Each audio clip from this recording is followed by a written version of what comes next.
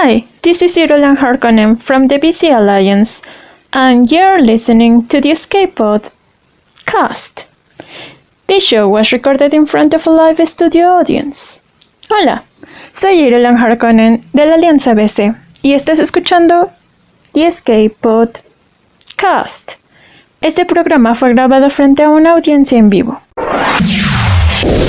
One is a territory war specialist from Australia. The other is a territory battle tactician from the US. Together, there are no signs of intelligent life on board. But with over a combined 45 years of entertainment under their belts, the one thing we are sure of is that you will be entertained. The CFH Network presents the Escape Pod cast, a weekly show about the mobile game Star Wars Galaxy of Heroes. Live from the network studios of Yavin 4, here are your hosts, Scotty McLaren and Paul Anthony. Coming up on this week's edition of the Escape Pod cast, the Geonoshians have a rework. Get out your bug spray because somebody has already engineered a way to beat them. It's round 2 of the Grand Arena Championships, and hopefully you remembered to join. I finally get a look at Rooke. Bodie Rooke. Well, Bodie Rooke. One of them at least. Bodie Rooke. We head to Australia and talk to the ANZGC group with Hynsey and Nevrok. But will the real Nev please stand up? And we speak to our first Galaxy of Heroes blogger, DarthStevil. All this and breaking news as and if it happens on the Escape Pod cast. Bodie Rooke. Bodie. The Escape Pod cast news. And we are live, we are back, and we are ready to go. And it's a very, very, very big thank you to everyone for joining us on this week's edition of the Escape Pod cast. And look, before we get out any further, look, Paul, I've got to say, mate, to kick off the show, shout out to my boy, Tenpool, who's listening to us right now. Shout out to Tenpool. Hope you're having a good one, champ. We always shout out to Tenpool. That is absolutely true, Scotty. And thanks for showing up this week. I appreciate it. Yeah, no worries, man. No worries. Like, what have you done to the pod, man? Like, I'm in the pod here, and I'm like, what is happening? It's problematic, man. We've got jocks over here. Well, yeah, I put some space effects underneath. You know, I tricked out the rims. I've got everything decked out, and I even finally fixed that blinking 12 o'clock microwave that you had over there. Oh, okay. Well, what's this thing? What's this? What is this? What is? Oh, yuck, man! I don't want to play with your toothbrush, brother. Sorry, man. It's gone over there. Look, it's great to be back in the pod, man. I'm glad that you missed me last week, bro. I did miss you. I did miss you. It you know, as I said last week, it was the first time that I've done a live show in almost forever doing it solo. So, you know, it really makes me appreciate the fact that you are here. So welcome back, Scotty. I'm glad you're feeling better. Thanks, man. Thank you, my friend. And look, I tell you what, mate, look, we got big week this week, don't we? Man, look, let's get straight into it. What happened? And, you know, people are probably wondering, if they were listening to the introduction to this very show, they were probably thinking, why are people chanting Bodie Rooke, Bodie Rooke, Bodie Rooke, Bodie Rooke, Bodie Rooke, Bodie Rooke? Yes. Why? What's going on? Well, so under my better judgment, I thought that, you know what, I might as well make it fun. The Escape Pod cast hosts really do enjoy apparently making bets that we inevitably don't pan out in our own ways that we want them to. So Cubs fan Han had the Alliance World Cup, and so, you know, the Escape Pod cast was the flag for the Divergence group, the people that no longer had true Alliance homes, and we decided to go up against a bunch of Aussies in the ANZGC Alliance, and, well, I will soon have a Zeta on Bodie Rooke. Yes, you will. Yes, you will. Look, man, you always wanted Rooke to come to the game, brother. Shut up. And you finally got one. You've got Bodhi Rooke with a Zeta now, man. Well done to you, bro. Well done to you. Not only do I have shocking characters, but now you do too with a Zeta. Man, I couldn't be prouder. I could not be prouder of you, Paul. Here. We'll even this out. Hey, Scotty. Who's the best mate. cricket team in the world? England are the greatest cricket team in the world. There you go. Yes, they are. Yes, they are. Hey, mate, look, let's get straight into it. And look, what a big week it's been in Galaxy of Heroes land this week. We saw 4 characters get a massive rework. Sun Fac, Poggle the Lesser, Geonosian Spy, and Geonosian Soldier. And now those Geonosians, damn, can they hit like a truck. But it's problematic because it turns out that the Jawas can counter them. What? I can't believe that they're letting this stand. You know, they were so quick to pull out the Nerf gun when it came to their precious little Revan and their precious little Malik. But, Yes. you know, when something that we work hard for to get that, I'm sure people spent money just recently on it. You know, there are at least some that did. The Geonosian reworks. Yeah. The Gear 13 pieces as well. I mean, I'm seeing Gear 13 Geos left, right, and center. But no, they're gonna let it stand. It's gonna stand, and I don't know if we should stand for it either, Paul. But having said that, look, I'm okay with it. To be fair, I'm actually okay with this Jawa counter. I think it's hilarious. Let's be fair. There wouldn't be too many people out there that would have Gear 12 Jawas. Let's be honest. I don't think there Jawa be. would. Mol Jawa would, yeah, he would be one, yes. But there wouldn't be too many others that would have a full Gear 12 Jawa team. I can't see it. I really cannot see it. So I'm okay with it standing for the moment. But look, you know, hey, if you want to counter them and you want to use the Jawas, well, I suppose you can. Yeah, also, happy birthday to Temple. Hope you're having a good one, champ. It's always your birthday, man. I'm glad that you're having a good birthday. But, but Paul, look, we've got to talk about this, man. I mean, like, are you okay with this? Are you okay with this counter for the Jawas, like me, or do you think that it's not right? You know, I'm not exactly happy about the entire thing because, as I said, you know, people put money into getting the Geonosians ready for the territory battle. Now, some could say, oh, they're a PvE group and not a PvP group, so there's really nothing you could say about it. You know what? I would like a paper, rock, scissor meta, not using items that haven't even been reworked in how long to be able to beat something. You know, Emperor Palpatine recently had the rework that ended up being the bane of Malik. But when's the last time they touched a Jawa? And that sounds a little wrong now that it comes out of my mouth. Oh dear, it's a brotini in here tonight. Cheers to you.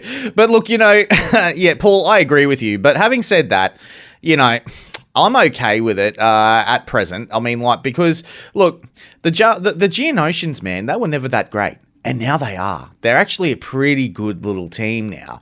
And look, you know, if you're planning on putting them on defense, well, and someone's got Gear 12 Jawas, well, you know, sorry, that's fine. Use them as an offensive team. They're a great offensive team. They can take out a lot of teams, the Geonosians now. And in fact, because I actually had my Zeta that I actually had the other day, because I lost the Zeta there, so you know that just happened. But I recently just put the leadership Zeta on Geonosian Brood Alpha, so now he's got the double Zeta. He's at Gear 12. My Geos are all at Gear 12. My Geonosian Brood Alpha's in fact at Gear 12 plus, and he's ready to go. So I'm okay with it. I think that it's going to be a good team, man. It's going to be a good team. How did you do in the Acolyte? When did you Zeta the GBA? I only just Zetaed him this morning, to be fair. Oh, okay. So you had just missed the Wat Tambor Shard mission. Yeah, you got the Wat Tambor shard because I misplayed it, but you managed to get it okay. But you had help from the community too, mind you, to get through that. So to be fair, Paul, you did. They were telling me not to freak out, and I'm like, okay, cool. And then I didn't have to freak out, which was good. But you were right when you said Wat Tambor shard, singular, as in we got one, and there are 329 more to go. That's true. But look, it's great to it's great to see that everybody's helping you out, and a big shout out to Xylo Takedown as well, man. I mean, like, he's got a great video out there as well on how to beat that Wat Tambor shard. Not only does he have that, McMoll's got one as well. So definitely something to check out from both of those content creators out there. I'm going to definitely give the props to eGrace for helping me out. Thank you, eGrace. Yeah, absolutely. eGrace Gamer is an absolute superstar when it comes to that. Now, mate, look, the time has come for people that if you wanted to start farming Shark Tea, well, she's now available in those chromium packs and shipments. So that means that we are now moving ever closer to her actually being available on a node, which is going to be a lot of fun. And I cannot wait for her to get on that node as well, because, she is going to be a pretty awesome when you manage to get her to 7 stars. You've got a 7-star Shark Tea, do you not, Paul? Already? Yeah, I've got Shark Tea at 7 stars, and I'm currently the only 2 things I don't have at 7-star is Shark Tea, or is Wat Tambor and Malik, and the ETA Starfighter. But that's because of the next thing we're going to talk about. That's become much easier. Yes, it has. But, mate, look, you talk about that. I actually have some big news. I have some big news to fill all of our listeners in on, man. Oh? I finally have a 7-star Treya. It's about time. I finally have her at 7, man. It's what can about I damn say time. Except you're welcome. Yes, and a big thank you to everybody in Yavin 4 for putting up with me over all this time. It's finally happened. I finally have her at 7 stars. Have I zated her leadership? No. I decided to put that on Geonosian Brood Alpha. I was tossing it up. Should I do that? Should I do it? Should I? And I decided to actually, Zeta the other one, the new one. But don't get me wrong. Back burner Treya. I agree. I mean, she's on the back burner. She's falling down. It's problematic for Treya. She'll be out of the top 10 characters that you guys voted on just recently in no time, I feel. But anyway, I hope so anyway.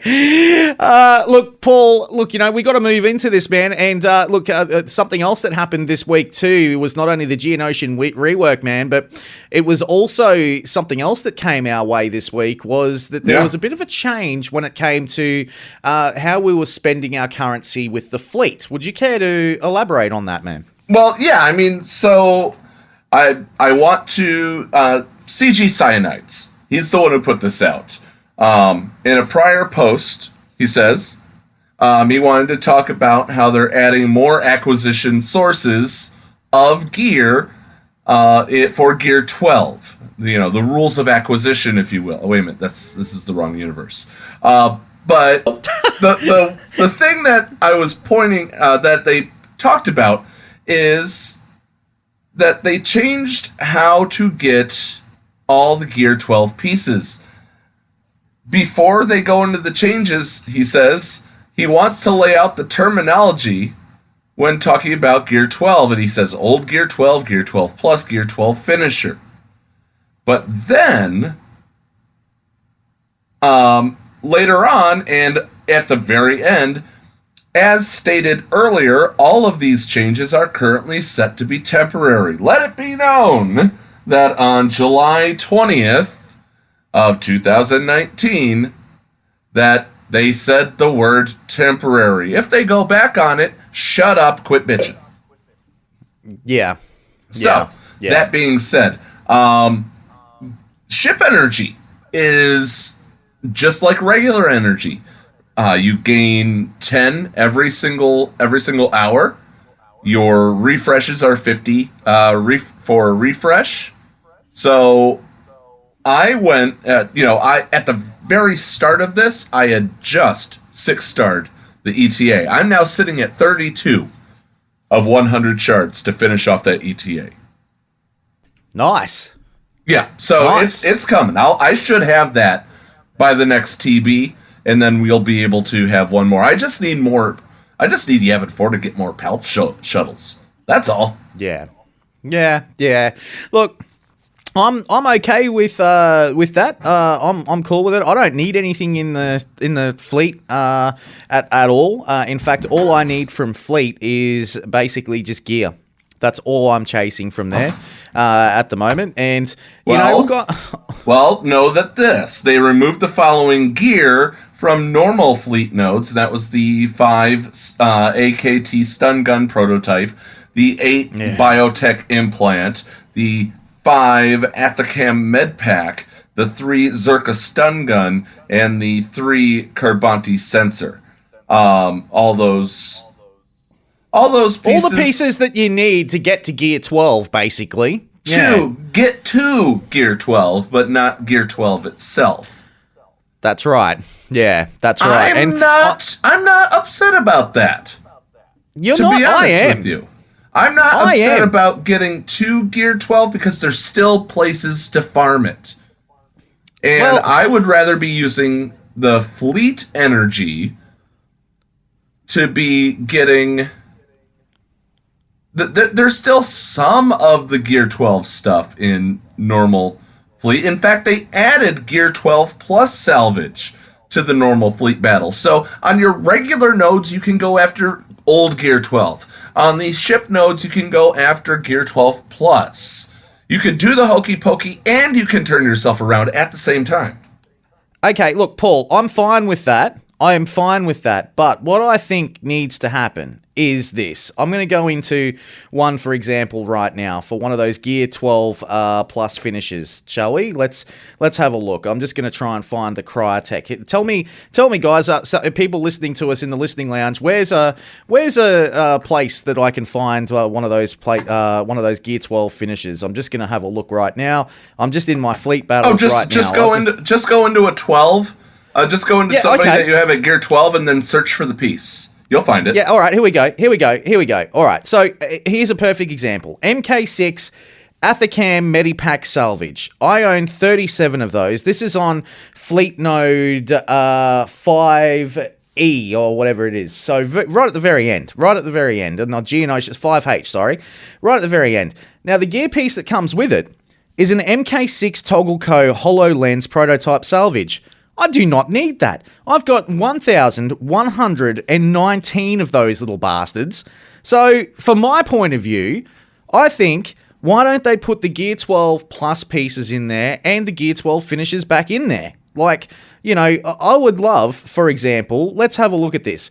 I'm trying to level up my Cody right now to get him to Gear 12. He needs, get this, 3 MK8 biotech implants to get himself to Gear 12.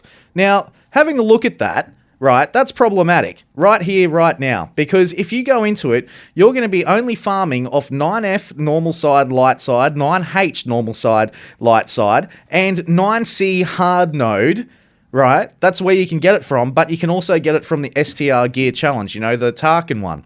So you can get it from there. But why not have it as a backup piece in the shipments? Why not, Paul? That's the thing, I would love to have seen that sort of thing happen. For the fact that they've now actually turfed out everyone needs a Carbonti, everyone needs stun guns. Even at Gear 12 plus, you still need to get those damn things as a finisher to get yourself past Gear 12 plus. I've been a proponent, I don't know if I've been a proponent on the show for it, but using, 5 of the lesser version to upgrade to the better version. I've always been a proponent for people when they say that. Because I don't know how many pieces of one thing that I certainly have, but I think at one point I saw a 3,000 in there once. Yeah. It does get a little crazy. That's what I'm saying. Yeah. It does at the same time also feel pretty good that you can put a piece of gear on somebody immediately after you've upgraded them. Well, But- but the thing is, Paul, is that these bits of gear no one needs. That's why you've got thousands of them. Do you know what I'm saying? Like, no one needs this gear. Well, I mean, like, I'm still trying to find a way in which to make, okay, I've got 842 of these Cena Hollow Projector prototype salvage. 842 of them. Granted, there's a couple of characters that I have here in my list here that need that. Let's move on to the next phase. Let's have a look here. 2,159 of the MK9 Fabritech data pad salvage. One character needs it. Sabine Wren. Really? Why haven't you geared up your Sabine? She's my favorite Phoenix character. But You hurt me, sir. But you're seeing what I'm saying? Like, you know, also in here. All right, MK6 Fabritech data pad salvage. You still get that. This is in hard node 5C. Now, in amongst that, that's where you get the MK8 biotech implant component, right? So if I'm farming that, okay, let's do a multi-sim here. I've got to do my dailies anyway, so let's do it. Let's multi-sim. There we go. 5. I did not get the MK8 biotech implant component at all. I got 2 more of these MK6 Fabritech data pad salvages. 2,252 of them I now have. Do you see what I'm saying? Like, why can't we put those other bits of gear in here? Why not? You know, like, it just... Because if you're getting it all at the same spot, you're going to be in the same... you're going to pretty much be in the same, you know, predicament that you're in right now with the other pieces. And if you switched it out, you're going to be like, why can't I get gray eyeballs anymore? Yeah. Well, you know, I'm not complaining. I'm just saying that it'd just be nice to, you know, see some of this in here. But anyway, that's just another point of view. All right, now moving right along. Let's. Am I not complaining? I'm not. Well, okay, I am a little bit, you know. But having said that, yeah, I've just got so many of these gear pieces. I just want to be able to use them, and I've got no reason to use them right now. I've got nothing to use them on, you know, and that's, I guess, like for newer game players, yeah, you probably will have to use some of these pieces at some stage. But when you get to, you know, after playing from launch and you've got all these gear pieces that are just stored up, and there's no one that needs them, then that's when it becomes problematic because you just, bleh. I mean, like, I just wish that you could trade your gear. Do you also wish that maybe they bring out more marquees for you to be able to use that gear? We could bring out more marquees. Well, look, I wasn't one that was complaining about the marquees. Remember? I was fine with the marquees. I'm cool with marquee characters. I'm fine with them. You know, I know what I was saying was that there was too many legendaries back to back to back to back. Right. But, CG needs to learn to practice safe marquee. They can't put out too many and then expect everyone to be happy. Because when a marquee and another marquee get together, they form a legendary. This is true. Hey, Paul, also, mate, look, you know, while we're talking about some certain things, man, I wanted to talk about something which is happening at present, and it's happening over in San Diego. Shout out to San Diego. Shout out to everybody that's actually over there at the moment for Comic-Con, which is going on at the moment as we talk. And, you know... Look, I've got to say that I wanted to send in a big shout out actually to Mark Hamill, who probably doesn't listen to this show, let's be honest, but it'd be nice if he actually did. He actually managed to pick up the Icon Award for Star Wars over at San Diego Comic-Con. And, you know, I think that that's a sensational thing that's happened. He's been honored now. There's only a couple of other people that have managed to get this Icon Award. That includes George Lucas and the great Stan Lee. And now Mark Hamill's in amongst that group. So big congratulations to Mark Hamill from the Star Wars universe. I think that's sensational. The Icon Award. And he was actually a part of a panel as well, Paul, which was going on. And he was talking about his new show, Obviously, he mentioned Star Wars, but there wasn't too much to really be said about what he was saying, or in fact, none of it's been leaked out onto the internet just yet. But, he was there, which is good. So it's got me thinking that there's probably going to be some form of a big Star Wars panel at some stage later on today. So keep your eyes peeled on what's going on over in San Diego, because we know that Billy D. Williams is there. We know that Mark Hamill is there. So keep your eyes peeled. I reckon there'll be something to do with episode 9 later on today, Paul. Yeah, there should be, and we get into a little bit of the announcement that was made slightly beforehand through StarWars.com, something that I missed talking about last week when we talked to Hynsey and Nevrok or Nevrok, depending on whatever you want to say. Absolutely, man. Absolutely, yeah. And look, I can also say that what's also happening as well is that it's pretty cool. The guys over at StarWars.com, I want to give them a shout out if I can, guys, because one of the things that they've actually done is they've actually had a chat to Sarah Says Hillier. Now, she is an absolute legend here in Australia. She's only 5'11", but she is one of Australia's great cosplayers, and there's a great article about her on StarWars.com that you guys can have a look at. I highly recommend you guys having a look at that. And not only that, hey man, big news, Australia. We have now become a part of the Star Wars universe finally, and also ILM as well, man. ILM's coming to Australia. We'll talk more about that with Hynsey and the gang very, very soon too, which is cool. Cannot wait. Definitely. Well, honestly, I think, what do you think, Scotty? Should we move along and get them to the Hollow Round Table so they can hear about all this? I think that's a good idea. Let's get into it. All right. Why don't you throw us to break and I'll switch over to get this playing. All right, no worries. So, look, guys, make sure you stick around because Hynsey and also Nevrok or Nevrok are going to be joining us in just a moment here on the Escape Podcast.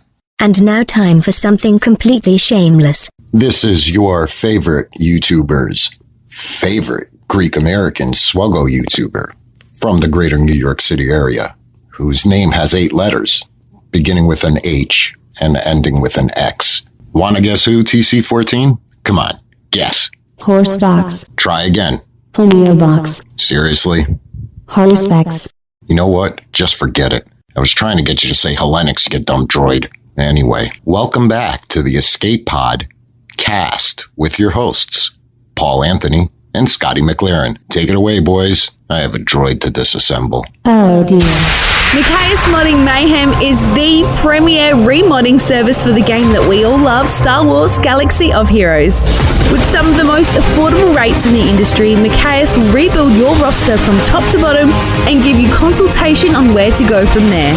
Micaeus has a 100% satisfaction guarantee and lots of useful additional services, including a full cleanup of your mods, loadout pages, PvP plans, and more. Contact Micaeus today on Discord at all lowercase Micaeus number 0127.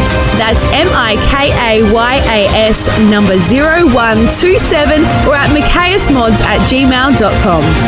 Micaeus Modding Mayhem, the official remodding service of the Escape Pod Cast. Hey there, Escape Podawans. Everyone's favorite llama here to remind you that the Escape Pod Cast is on social media. That's right, we're on Facebook, we're on Twitter. So give us a like, give us a follow, and stay up to date on all things in-game and in the Escape Pod. Our account links are down in the description or on our Discord server in the Show Links channel. See you on the net.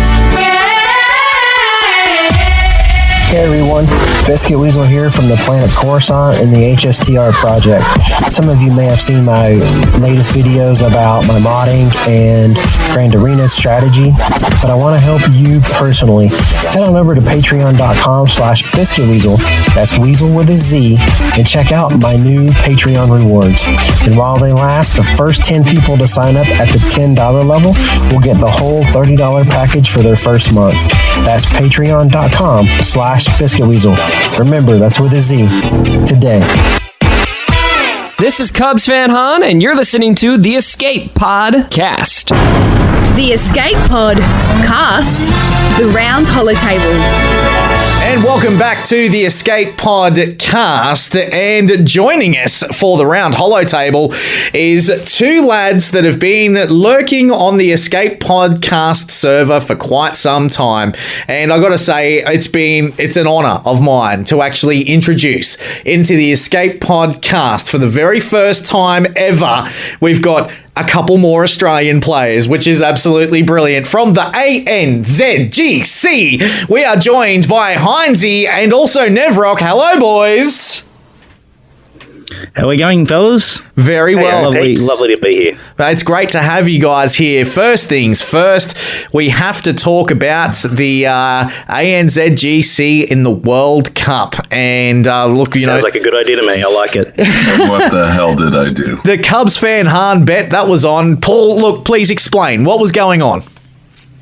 Well, so I got a message after I finished hosting my game show last night when we're recording this, and they said, "Oh, the World Cup's coming up."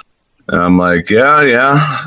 We got the divergence of the former two former alliances that were represented in different ways. All came together under the Escape Podcast flag.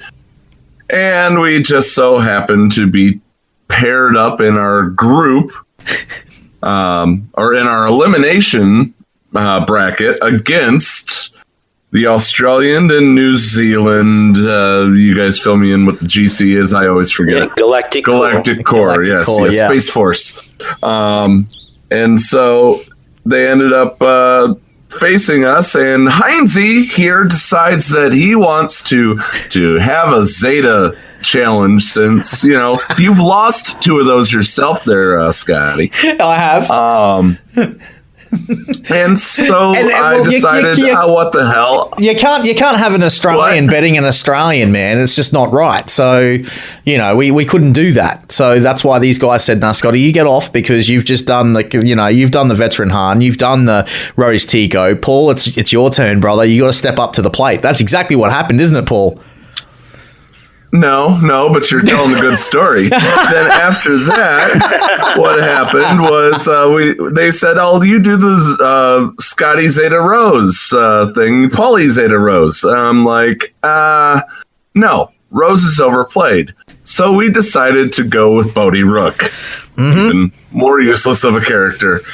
And well, mate, you've always said that you wanted Rooke to come to the game, man. So, are you HK Rooke? Thrawn's friend Rooke. Not Bodhi Rooke. But not Bodhi Rooke. And so, I ended up within 6 days, however long it takes me to get these Zeta and Omega mats, there will be a post inside the listener lounge of. Or no, I'll even put it in the PA. I don't mind putting it in the PA. I'm sitting here with my arms crossed. I'm pissed off while we're recording this. And I'll make sure that you all get to see my gear. I think it's 4 Bodhi Rooke with a Zeta on him. Yeah, it was definitely a good idea at the time, certainly. But look, at the end of the day, there was a little bit of country pride at play at the same time. So we thought we may as well sort of make the most of the opportunity and have a bit of fun with it. And that's exactly how it turned out in the end. But I must give you kudos for going ahead and actually smashing that Zeta on. But no, it was certainly a lot of fun. And that's what it was all about in the first place. So it was great. Well, in return, all the ANZGC people are going to go subscribe to the YouTube channel in exchange, right? Already have. Yes. I may be whipping them up in the cantina at the moment with a few links here and there and some subscribes. So we're doing everything we can at our end. But sounds good. We're on the right side of it this time, whereas Scotty's taken the bullet for a few in the past. So it was nice to get one back. Absolutely, man. Absolutely. Well, boys, look, there is a reason why we have you in here, and it's not just to talk about the World Cup. It's because you guys have been absolutely bringing it in the territory battle. Nevrok, we'll throw over to you, man. How's things going in your guild? So far, we're at 18 stars. We've almost hit last time we actually got 19, and we've almost hit it, and we haven't even gone into phase 4 yet. Wow, that's amazing. Hynsey, what about your guild? Yeah, so we're tracking pretty well. We did on the first run. We actually managed to get 28 stars on the first run. So this time around, we're tracking at 1 extra star at this point. So we're aiming for 29, reasonably comfortable. We'll know more. We're just about to roll into phase 4 in the next few hours at the moment. So we'll know more later on. But yeah, we'll obviously still get the 29, which is good. But we're gunning for 30, which will be great. How many watt shards? How many watch shards? Not many. I'll know very soon, but we have had a few clear it, but not a huge amount, to be honest. Our main priority really has been just pushing the other phases to get the stars up. We had to get to our very last deployment to get the 9 stars in the third phase. So certainly that's been our priority a lot more at the moment. Okay, Nevrok, what about yours? I'll tell you this. I should have bet Scotty a Zeta on GBA versus my Bodhi Rooke. Instead, maybe it would have actually been useful. Well, that was against the whole concept. The whole idea was to waste a Zeta, and again, you would have been more than happy for me to smash the Zeta on Bodhi if the shoe had been on the other foot, which, to be honest, is what I expected as well. So, I know, but I passed the Wat Tambor mission. Scotty didn't. I'm just picking on Scotty. That's all. I know. I did something stupid. I went and targeted the Jedi first, and I shouldn't have. But anyway, that's another story. But Nevrok, how about your guild, man? How many Wat shards have you got? We got 2 that's finished it so far. Wow. So 2 for you, probably about 4 for Hynsey's guild and 1 for Paul and none for me. Yeah, I'd say around. Yeah, right. Okay. It's quite tough. Even if you've got the max teams, it's still very, very difficult to clear. There is still a lot of RNG involved in it as well at the moment, and everyone's still finding their feet. We've only had 2 attempts at it, so yeah, it will get easier as we go. There's no doubt as people work out a better combination and obviously a better strategy to attack it each time, for sure. Yeah, I think that the medic is definitely him and the sniper. They're probably the worst 2 clones to the face. Sharpshooter. Yes. Yeah, no, they're both quite difficult. Yeah, look, we always target the medic first. That's certainly our priority, no doubt. Sharpshooter, you got to knock out pretty quickly, but a lot of the other ones can just come out of nowhere with an AoE and take out 2 or 3 characters at once, and you're pretty well knackered for the rest of the phase, really. The rest of the wave. Yeah, absolutely. It's a lot of fun. I mean, we're all finding our feet. It's great. We've got new content. I mean, there's been a complaint recently as well of things have been a bit stale. Well, I believe it's the complete opposite, to be honest. We've got the arena championships all rolling along at the same time, and everyone's having a lot of fun with it, as far as I'm concerned anyway. There's no one going, I've had enough of this. That's for sure. But no, it's great. No, and the accolades... And the difficulty is good, especially since we've been stale for quite some time around that side of it as well. Yeah, I agree with you, Nevrok, and also Hynsey. I really do. I mean, and here's the other thing too. I mean, the accolade, we still can't get through it. I mean, some people have found a way to get through it, like McMole. I want to send him a shout out. Go and look at his video, guys, if you get the chance, because that is a great video of how to get through the accolade. But man, you've got to gear up those Geonoshians just to get through there. And you've got to go in hard. Yeah, you've definitely got to go in hard with your arena mods. And also, we've had one guy from our community, I believe, has cleared it this run so far. There's only one that I know of anyway. So it is possible, but it is extremely difficult, no doubt. Absolutely. And that territory battle is pretty difficult too. Paul, as the territory battle man, I want to bring you into this, man. You thought you'd made a mistake last night, but really you hadn't. Yeah, so in phase 3, the lower threshold from 2 to 3 is in the middle. And I threw my stuff inside the bottom going, let's get to 3. And I went, oh crap, wrong spot. Full stop. You've got to be careful in the deployments. It's one of the real tricks. If you can master the deployments and get that correct, you're going to give yourself a much better chance for sure of getting that extra star, no doubt. Absolutely. Hey, boys, this weekend it is Comic-Con, and there's a fair bit of Star Wars stuff being released right across this entire weekend. I know that Lando Calrissian, Billy D. Williams is actually going to be over there in San Diego this coming weekend. Boys, what do you want from the new Star Wars trailer? Oh, look, to be honest, I haven't really looked at it. I've had my head down in the territory battles the whole time, to be honest. But look, I'm loving Lando in there. I love seeing him in that cockpit. It is brilliant. It just takes me right back to when I was a kid, to be honest. So yeah, look, I'm just looking forward to something exciting. I've loved, obviously, the whole, the Leia song in the first trailer as well. So something that really tugs at the heartstrings would be fantastic for sure. But I'm excited to check it out, certainly. Yeah. Nevrok? And I definitely have to say is, at least he got his Falcon back as well. Yeah, this is true. Over Han's dead body. Yeah. That he did. Certainly did. So, yeah. Hey, you got the Zeta Han to prove that too. One of us does. Well, Paul, what about you, mate? What are you looking forward to seeing in the trailer, if you see anything at all? I mean, I want to see more Palpatine, but what about you, man?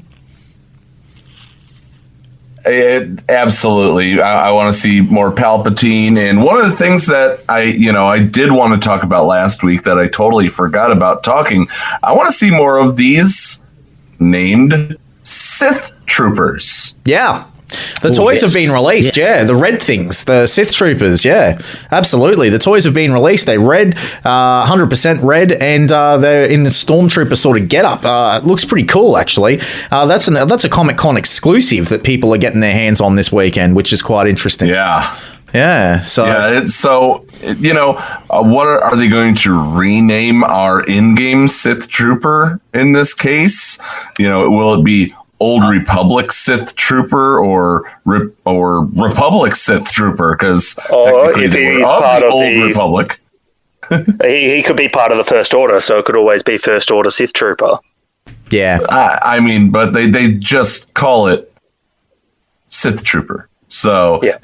Now, are they actually part of the First Order, or is this Palpatine's Stormtroopers? Food for thought. True.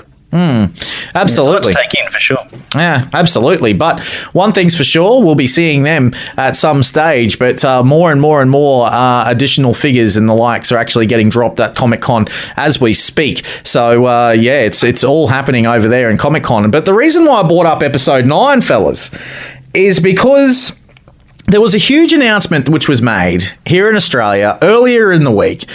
And that is that Industrial Light and Magic have decided to set up shop in Sydney, and they're going to be moving over here. It's going to be their 5th studio. A fair bit of the Australian work, actually. In fact, all the movies that you guys watch, like for the Marvel Cinematic Universe already, the Star Wars franchises, all of those things, a lot of those guys are actually working on those movies from Australia. There's a lot of Australians that are working on that, which is fantastic. And to see Industrial Light Magic come to Australia, boys, it was like a hallelujah moment for us, wasn't it?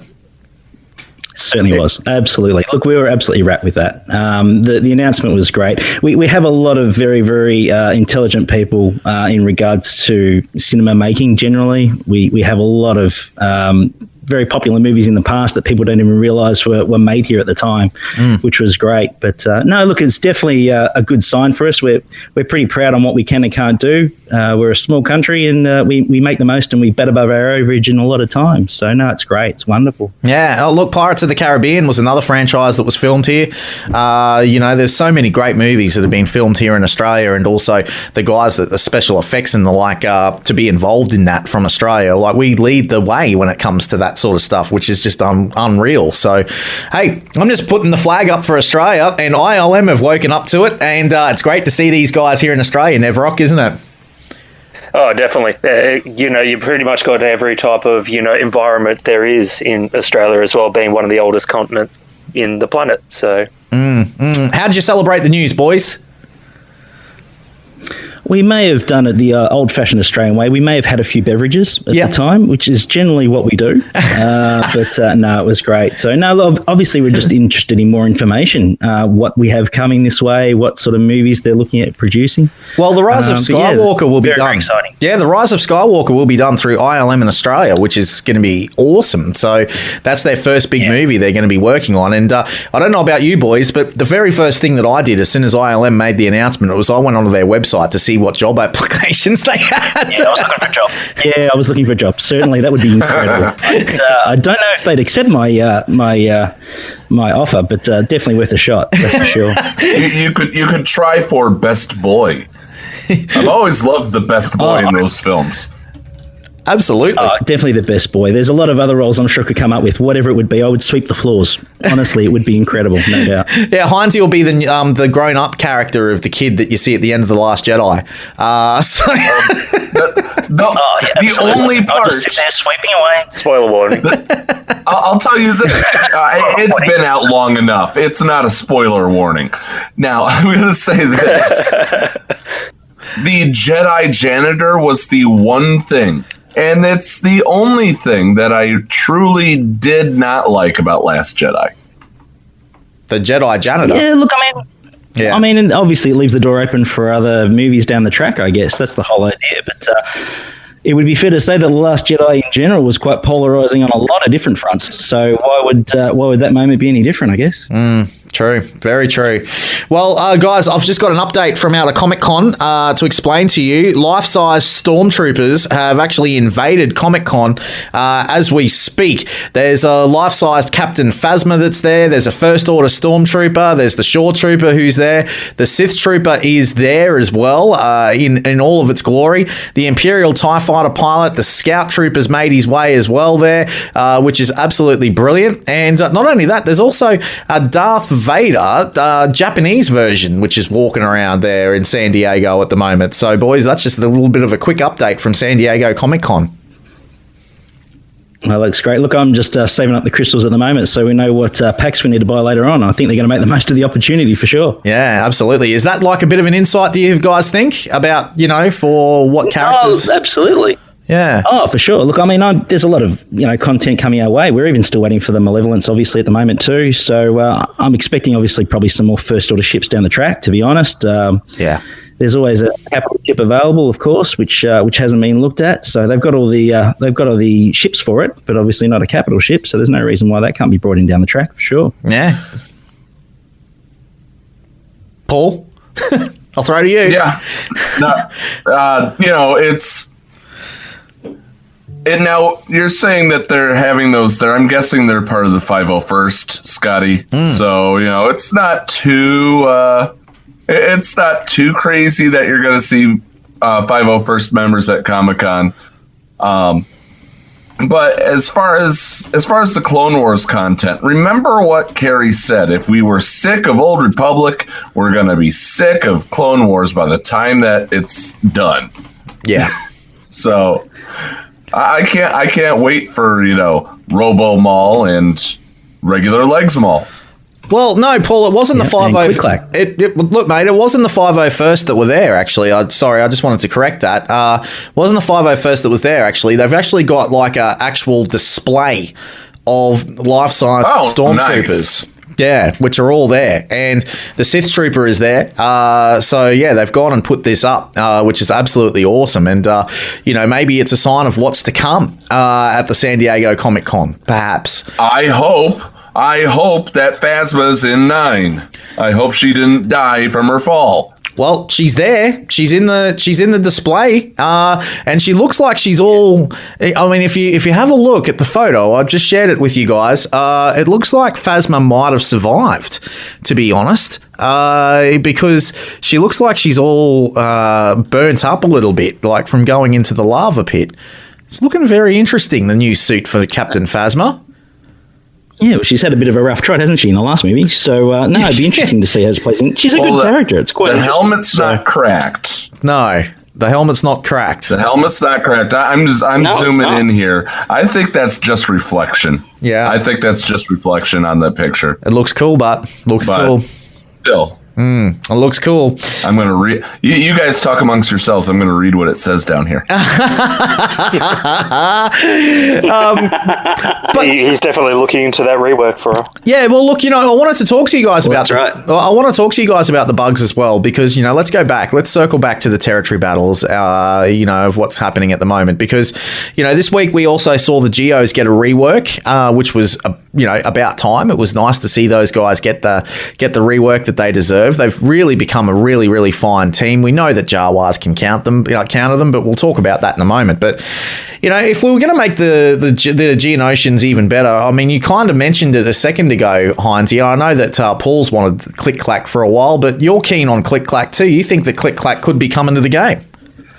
Well, it could be. I mean, one thing normally that CG don't do is they like putting cryptic messages, in their announcements. So I found it quite strange that they included that, to be honest. So whether that's included down the track, we're still not sure. But anything's possible with CG, to be honest, isn't it? Yeah. So, it'll be interesting to see whether Click Clack makes it to the game or not, for sure. Yeah, absolutely. What are your thoughts, Nevrok? I'm definitely thinking of the same thing as well. It was a couple of territory battles last time, and then they introduced Hermie into the shop. So I'm thinking that they could be possibly doing the same thing for the Mark II currency for him. Yeah, absolutely. No! Oh. Yeah. I just finished reading it. According to this apparently official Stormtrooper thing, she fell in battle against Finn, one of her former soldiers. Damn it! So she's gone. Damn. She gone. Never mind. Yeah, never mind. We'll see how it plays out. Stranger things have happened. Yeah. Anything's possible. Exactly. Like that. Exactly. So you boys are thinking about Paul, what's your take on it, mate? I mean, I know that you've been keen for Click Clack for quite some time. What are your thoughts, mate? I wanted Click Clack as the 5th. I am happy with GBA as the 5th. I actually like GBA as the 5th because he brings another one as the 6th. We honestly did not see. Need all the help we can get. we did not see that summoning tech coming until we were made aware of this whole new aspect that came with this territory battle and GBA. Now, we touched on it a little bit earlier, in the show about all the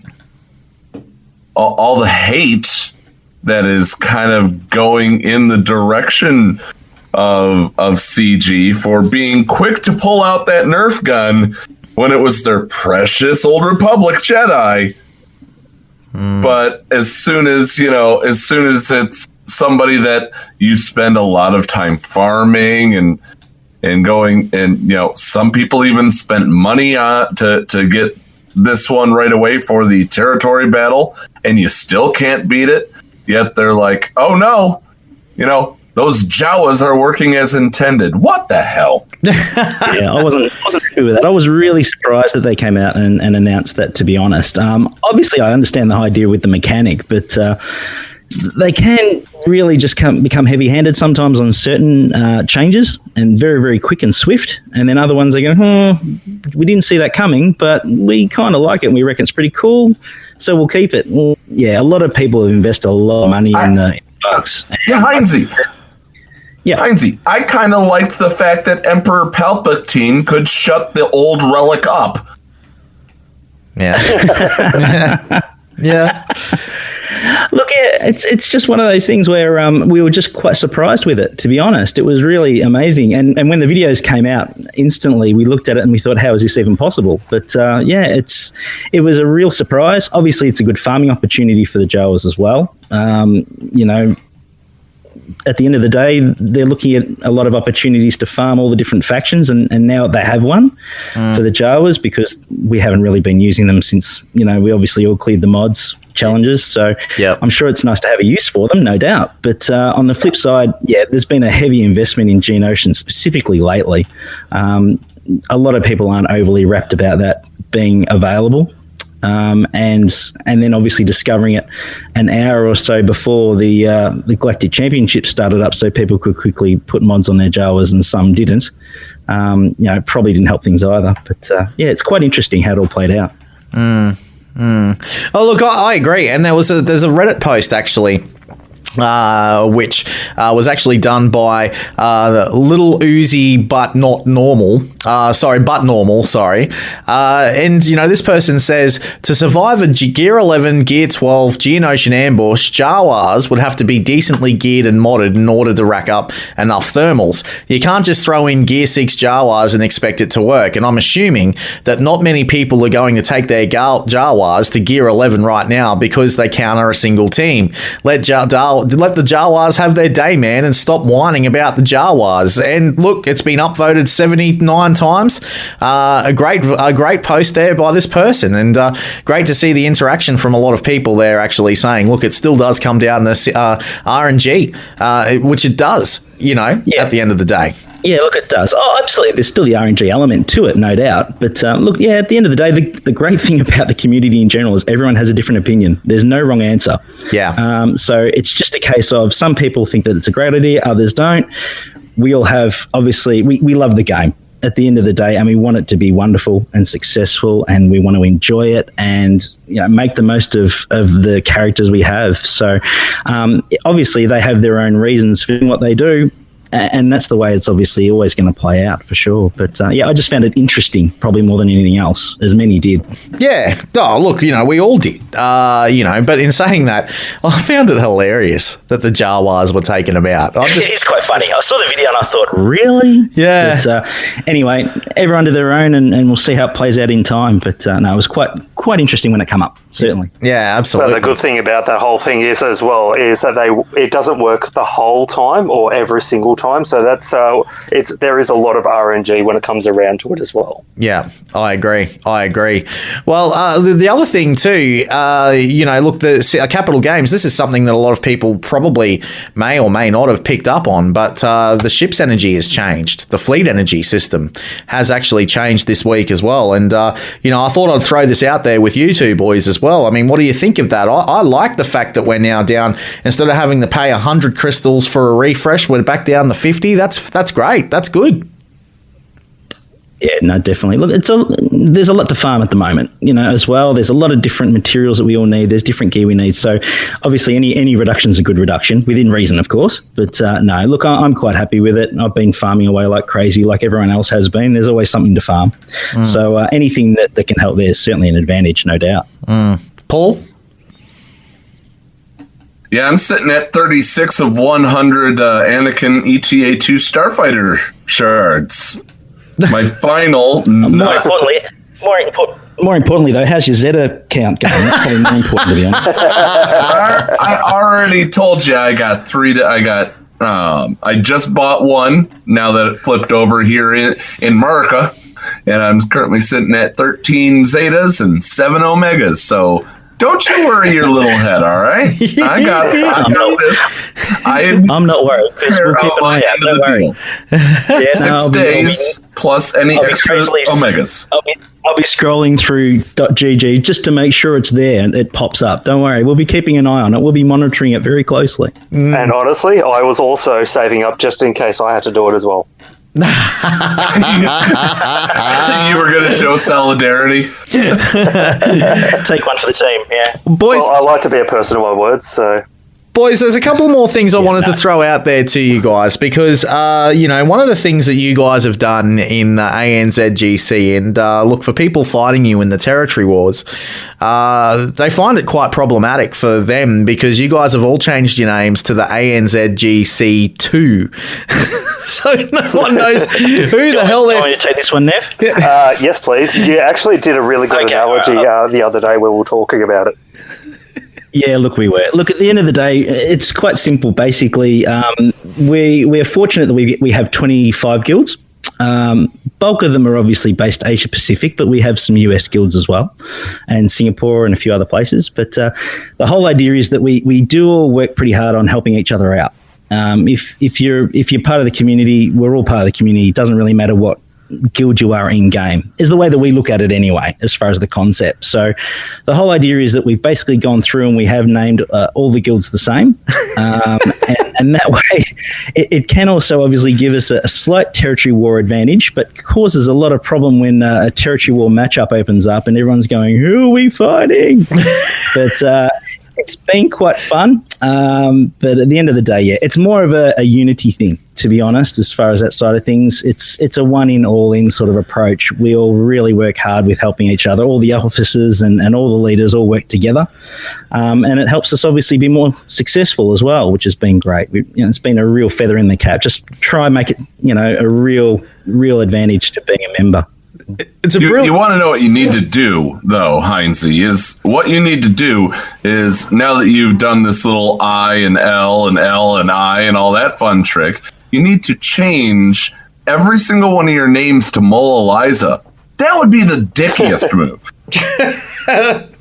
I think it would be. Now, boys, okay, so that answers that question for the territory wars. So there you go, guys. So if you're fighting one ANZGC, you're fighting them all.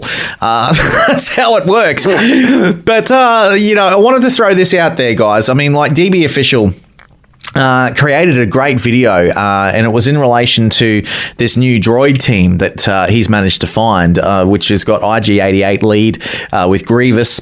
We all know that Urz has got one with Jawa Scavenger inside the team as well. You boys giving it a go? You had a crack at him? I personally haven't tested it just yet, but I have watched a few of our members actually do it, and they're climbing the ranks pretty quickly. And it is kind of a hit and miss sometimes. It just depends on who you're versing, overall speeds and everything like that. It is a little bit hit and miss, but having said that, it can work. And, who wouldn't want a secondary team to come in and, take out, the likes of Malik and the like. I think it's a great ploy. Paul, I know you're working on them. How are you going with them? For my Geos, they're doing fine. No. I'm talking about the IG-88 team and the... I'm sorry. It's late for me, and it's going to be late for you when we actually record the live show. I apologize. I'm just working on Jawa Engineer. That's all I have to go, and then they'll be ready. Yeah, nice. Hynsey? It's problematic. Well, anyway, that's all good. So moving right along, guys, and the final thing that I wanted to bring up with you guys in the round hollow table, and this is why I brought you in here, is because some people get a little bit confused on the Escape podcast because we have British Nev and we've got Australian Nev.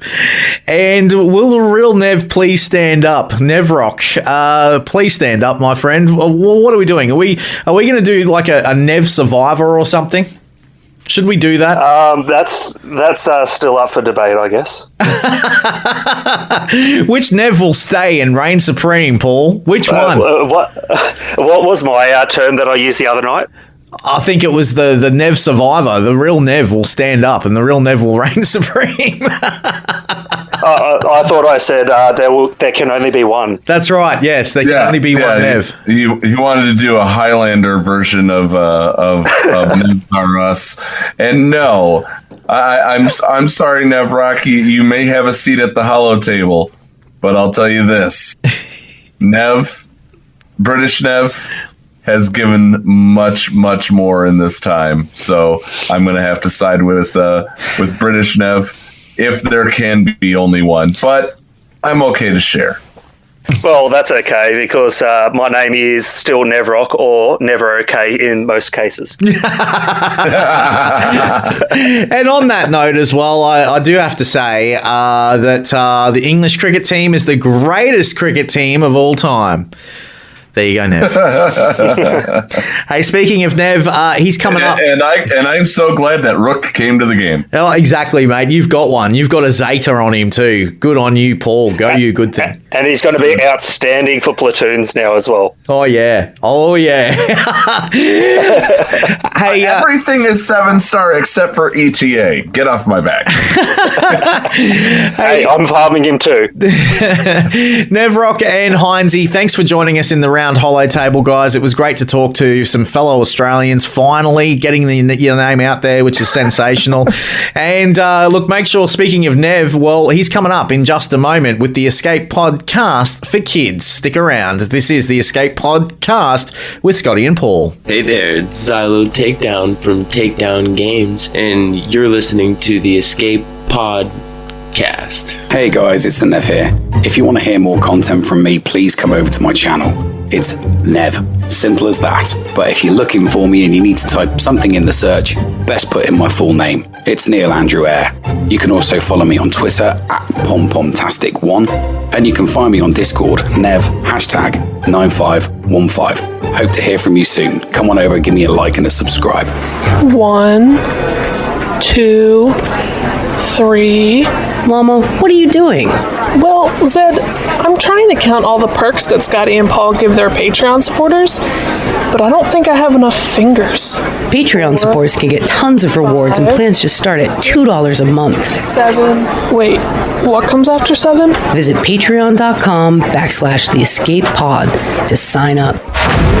The Escape Pod. Cast. Guild Classifieds. Are you looking for a home and not a stepping stone? Dagobah Dermatology is a close, tight-knit group of friends working together to help each other achieve both individual and shared goals. They are a casual, competitive guild in a community that strives for focus on people before politics, and they pride themselves for being heavy on donations, fun banter, and a friendly, relaxed atmosphere. For Dagobah Dermatology, you must be 1.5 million GP. You must be able to participate in guild events, do 500 to 600 tickets daily, and have an active Discord account. For more information on Dagobah Dermatology, head on over to the Escape Pod Cast Discord server and click the link for the Guild Classifieds. Hey everyone, it is the heartthrob of the Outer Rim, your boy Urs, and you are listening to the Escape Pod Cast with Paul Anthony and Scotty McLaren. Boys, I think I speak for all of us when I say you are hot, you are red hot. The Escape Pod, cast for kids. It's really cool. Hello there, boys and girls, and welcome to the Escape Pod, cast for kids, with me, the Nev. Today we're going to talk about farming. Now, if you follow the pillar system, you will be an expert at knowing what to farm and when to farm them, as everything you should be going for is neatly set out in Warrior's pillar system. There is, however, an exception to this rule, and that's what we're going to discuss today. The exception is fleet energy.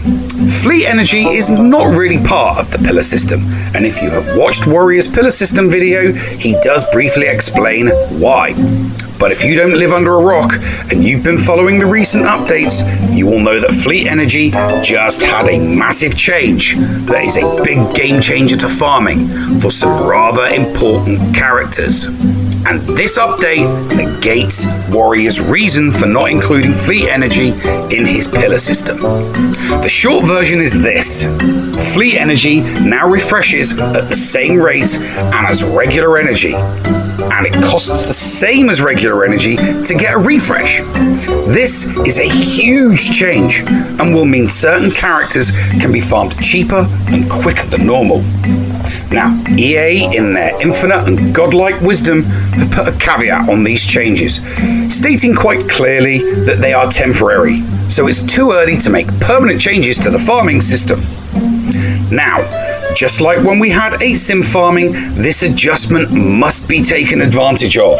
So, if it is temporary, be sure to take full advantage of this change. There are 5 attainable characters in the Fleet Battle hard nodes. Bastilla and Carthanassi are on stage 2, Zalbar is on stage 3, and Jolie Bindo and Darth Sion are on stage 4. Now, Nest and the B1 are on stage 5, but even I can't unlock that yet.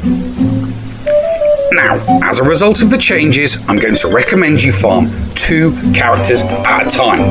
And if you have the crystals, you should do a refresh on the nodes too.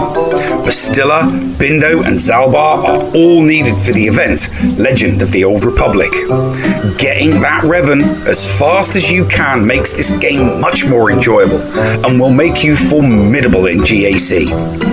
And a few months from now, trust me, GAC is all anyone is going to care about. Now, Bastilla and Karth unlock first in stage 2, so farm them both and refresh their nodes as often as you can afford it. Then, Zelbar, and Bindo. Now, it doesn't hurt to farm Karth early for the event Scourge of the Old Republic, and it will check 1 out of the 5 boxes for Darth Revan. But if you unlock Bindo and you still are farming Karth, by all means switch to Bindo. As soon as you have done that, go for Scion and use the spare energy to top up ships that you use in Fleet Arena. Boba Fett's in there, for example, so why not throw him an extra few shards? Now, when you the nodes on stage 5, 1,000,000 years from now, feel free to go to town on Nest. She is an awesome character and can solo factions in Territory Wars, but most importantly, GAC. Anyway, that's enough from me for this week. Thanks for joining me for Storytime with the Nev on the Escape Pod. Cast for Kids. Hi, this is Cyphermaster SB Crumb, and you're listening to the Escape Pod Cast. This show was recorded in front of a live studio audience. Micaeus Modding Mayhem is the premier remodding service for the game that we all love, Star Wars Galaxy of Heroes. With some of the most affordable rates in the industry, Micaeus will rebuild your roster from top to bottom and give you consultation on where to go from there. Micaeus has a 100% satisfaction guarantee and lots of useful additional services, including a full cleanup of your mods, loadout pages, PvP plans, and more. Contact Micaeus today on Discord at all lowercase Micaeus number 0127. That's MIKAYAS number 0127, or at micaeusmods@gmail.com. Micaeus Modding Mayhem, the official remodding service of the Escape Pod Cast. Does your guild want to tap into their full potential in Star Wars Galaxy of Heroes? Yeah! For as low as $1 a month per guild member, your guild can unleash the power of the game in ways you never thought possible. Ooh. Track your arena movements, guild progression, and much, much more. Contact ShittyBill and get one of his shitty bots on your server today.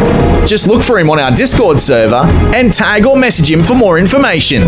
The link for our server is below in the description. Shitty bots, don't let the name fool you. Hey everyone, Biscuit Weasel here from the planet Coruscant and the HSTR project. Some of you may have seen my latest videos about my modding and Grand Arena strategy, but I want to help you personally. Head on over to patreon.com/biscuitweasel, that's Weasel with a Z, and check out my new Patreon rewards. And while they last, the first 10 people to sign up at the $10 level will get the whole $30 package for their first month. That's patreon.com/biscuitweasel. Remember, that's with a Z. Today. You're listening to the Escape Pod Cast. Receiving incoming transmission.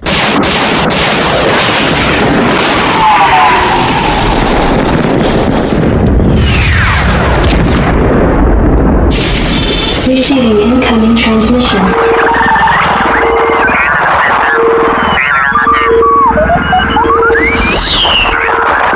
Receiving incoming transmission. And welcome back to the Escape Pod Cast. And on this incoming transmission today, we have the one person that, the first person, I should say, that we've ever interviewed that does websites instead of some podcast or some sort of videos or anything like that. He writes for Surgy Games. His name is Steve, and he's evil. So welcome to the show, DarthStevil. Thank you, good sir. Very happy to be here. You're very welcome. Mate, tell us a little bit about the website, man. Like, you know, because obviously you've been working a fair bit on this website, man. Go, tell us a little bit about the website. Well, I wish I could take full credit for it. Actually, the lovely and talented Sir Georges and I have been knocking around the idea of doing some long form content together, and he took the ball and ran with it, got it set up, and we got our first piece of content up today, which was a lengthy article from me. Nice. And can you tell us a little bit about the article? It's my take on the current state of the culture of our content creators at the moment in the game. Okay. Before we get into it, Steve, Why don't you tell us a little bit about your background and what makes you so damn special that you could go and write an article? I have 10 fingers. I only use 2 of them when I type, but I'm capable of slapping stuff down on a keyboard is my main qualification. No, I've been playing the game for about 2.5 years now. Much more of a collector and PvE guy than the hardcore focused gamers. Not much of a PvP fan. But generally, the game has always been a good escape for me. It's been a good de-stressor. I have little kids. I work full-time. My wife works full-time. I like an awful lot of gamers that I run into on Discord. This is my escape, and it doesn't have to be this crazy... doesn't have to be this crazy pessimistic world. Absolutely. Gotcha. But so where are you in your game? What's your GP? You're my people. Scotty can attest to this. You're my people. Collector, PvE. Heck yeah. Yeah. Nice to hear. I am just under 4.1 million. Perfect. Malik or no? Probably did not get Malik the first time. Very unlikely to get him the second time. I've just been going in different directions, and yep. Now I've where are you going then? I'm focused almost entirely on GOTB teams. That is how are they looking? The GOTB is the greatest thing to come along in. Well, obviously, since the Sith Raid as a PvE guy, looking very good. My Geos are coming along nicely. My Brood Alpha will just miss this TB that we're about to start, but I'll have him solidly 6-star by the next one and 7-star midway through the next one. So excellent coming along nicely. And if you have not played with Brood Alpha, by the way, you really truly need to. I think Scotty and I both have him at 7-star, so yeah, I think we're good there. Now Steve, you kind of took one of the comments that I've said since all the negativity started about, the sky is not falling. Did you take that from us, or did you grab onto that yourself?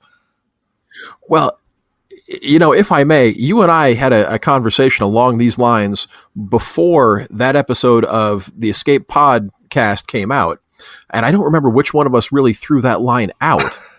We'd have to check the logs. I don't know if I can take credit for it or not, but yeah, well, you and I, we had a really good back and forth, and I'm not being facetious here. I really don't remember which one of us said that first, but I do remember having a wonderful conversation with you about it. Yes, definitely. It's been, we've been talking, for months now, definitely months. Sometime here. Absolutely. It's finally, it's great to have you, now inside the pod with us.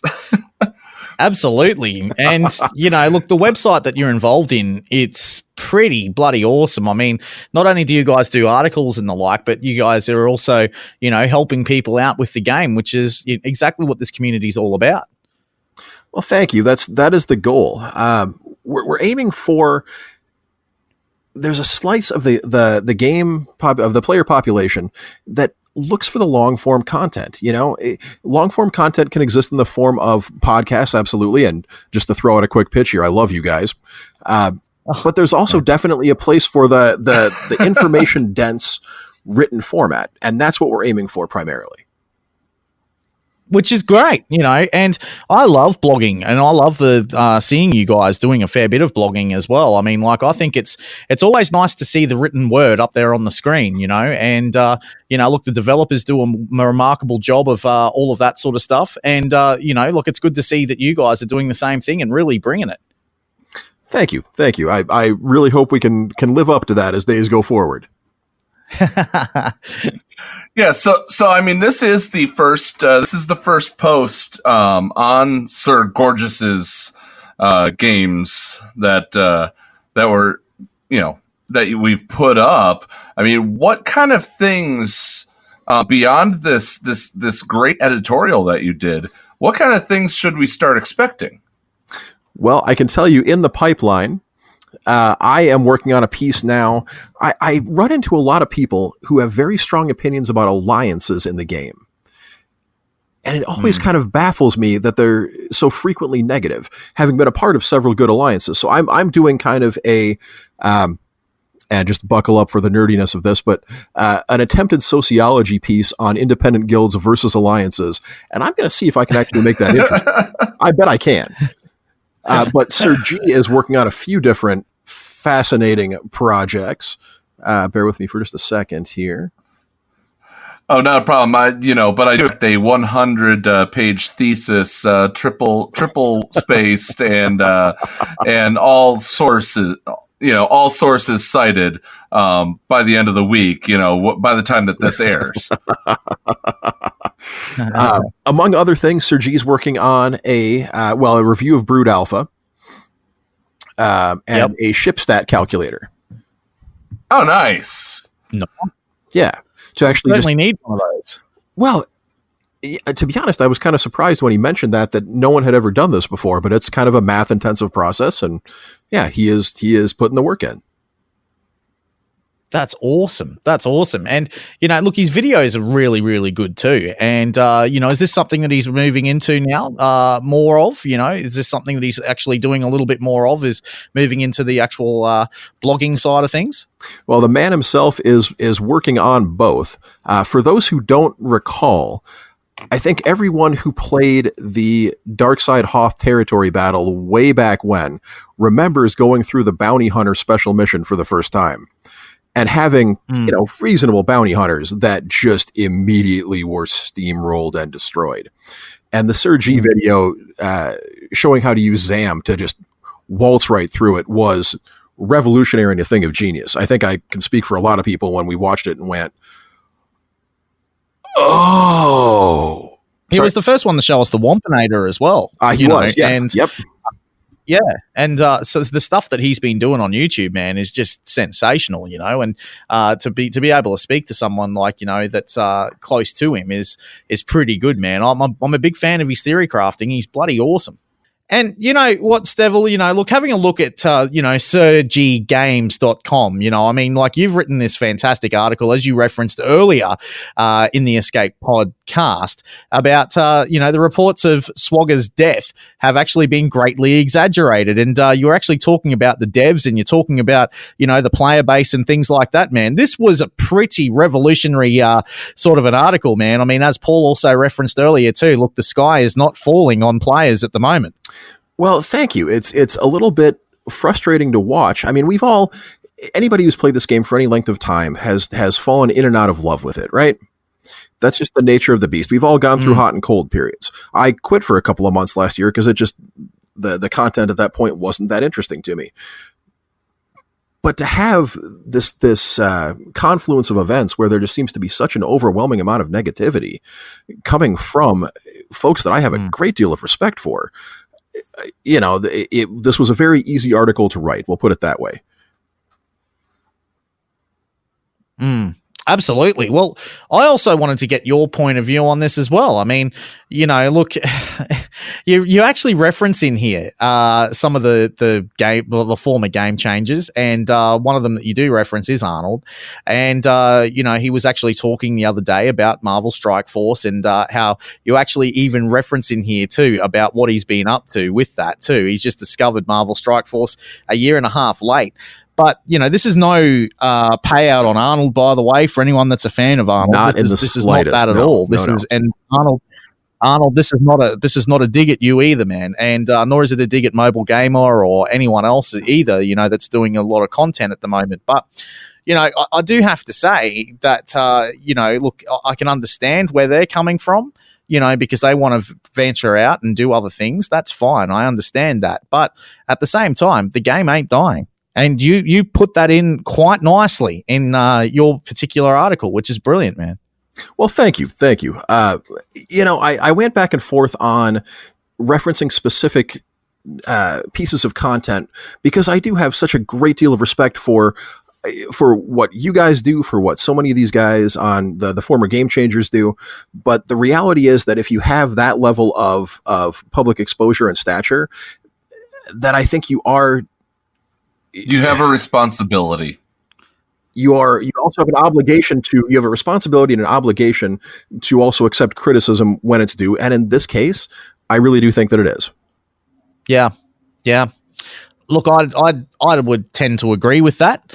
And I think that, if the video content from those guys continue the way it is, I mean, like, I'm already seeing people like DB Official, for example. Shout out to that guy who's just bringing the content left, right, and center at the moment. I mean, there was a great video that Thunderwhack did the other day about the Star Wars Galaxy of Heroes as well, which was just absolutely sensational. I recommend you guys have a look at that, about Gear 13 pieces and things. And, then you've got the likes of Urzatron, and, the list just continues of all these content creators that are out there that are building up basically from these guys. These other guys are, with what they're currently doing at the moment, they want to be careful because certain other people out there are actually going to start taking away their audience. I don't know. I wouldn't say necessarily taking away their audience. I don't think anybody's leaving to go to another content creator per se, but more shifting towards that other content creator. Don't unsubscribe from somebody unless they kick your dog and burn down your mom's house, in my opinion. Yeah. People aren't unsubscribing from Arnold and then they're going to go resubscribe to Thunderwhack, or they're not going to leave Cubs fan Han and end up going over to DB Official. I mean, there are people that are rising from the ashes of what the other game changers are burning, if you will, but not necessarily stealing away. And that's my opinion. And articles like this just magnify that thought. They're covering other games because they want to be able to branch out more in the case that it goes away, because it has been a little slow. This is something to acknowledge, that they haven't given us content at the time of recording. They haven't given us information like they used to, where it was bam, bam, bam, bam, bam. Now, with that being said, this is only the second time that the GOTB has come around. This is, the Grand Arena Championship exhibition full size is now going. You referenced this in the article. Yeah, absolutely. There is a lot coming up here. And this is why I'll agree with you very quickly here. I would not unsubscribe from any of these guys. They all still produce amazing content. I was just attempting to do a little bit of a wake up call that, we've had a cultural slide at the moment among this group that I think is fairly close knit. I think most of them are friends. And it's allowing a lot of negativity to creep in.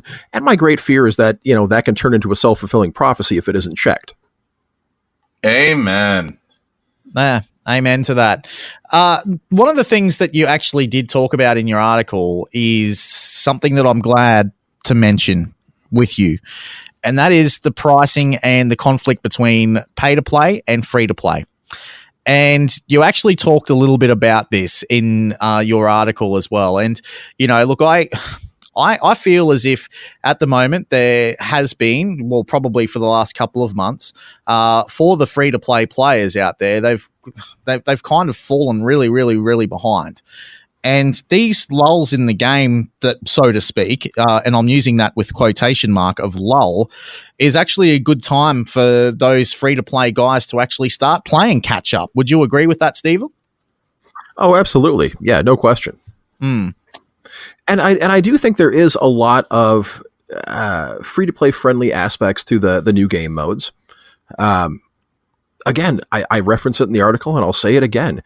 The Brood Alpha is not a difficult farm. And it's going to be vital for GOTB. It makes for a fun Grand Arena team. It's not going to be the Geos are never going to be a meta faction, I don't believe, although, fingers crossed for the reworks being amazing.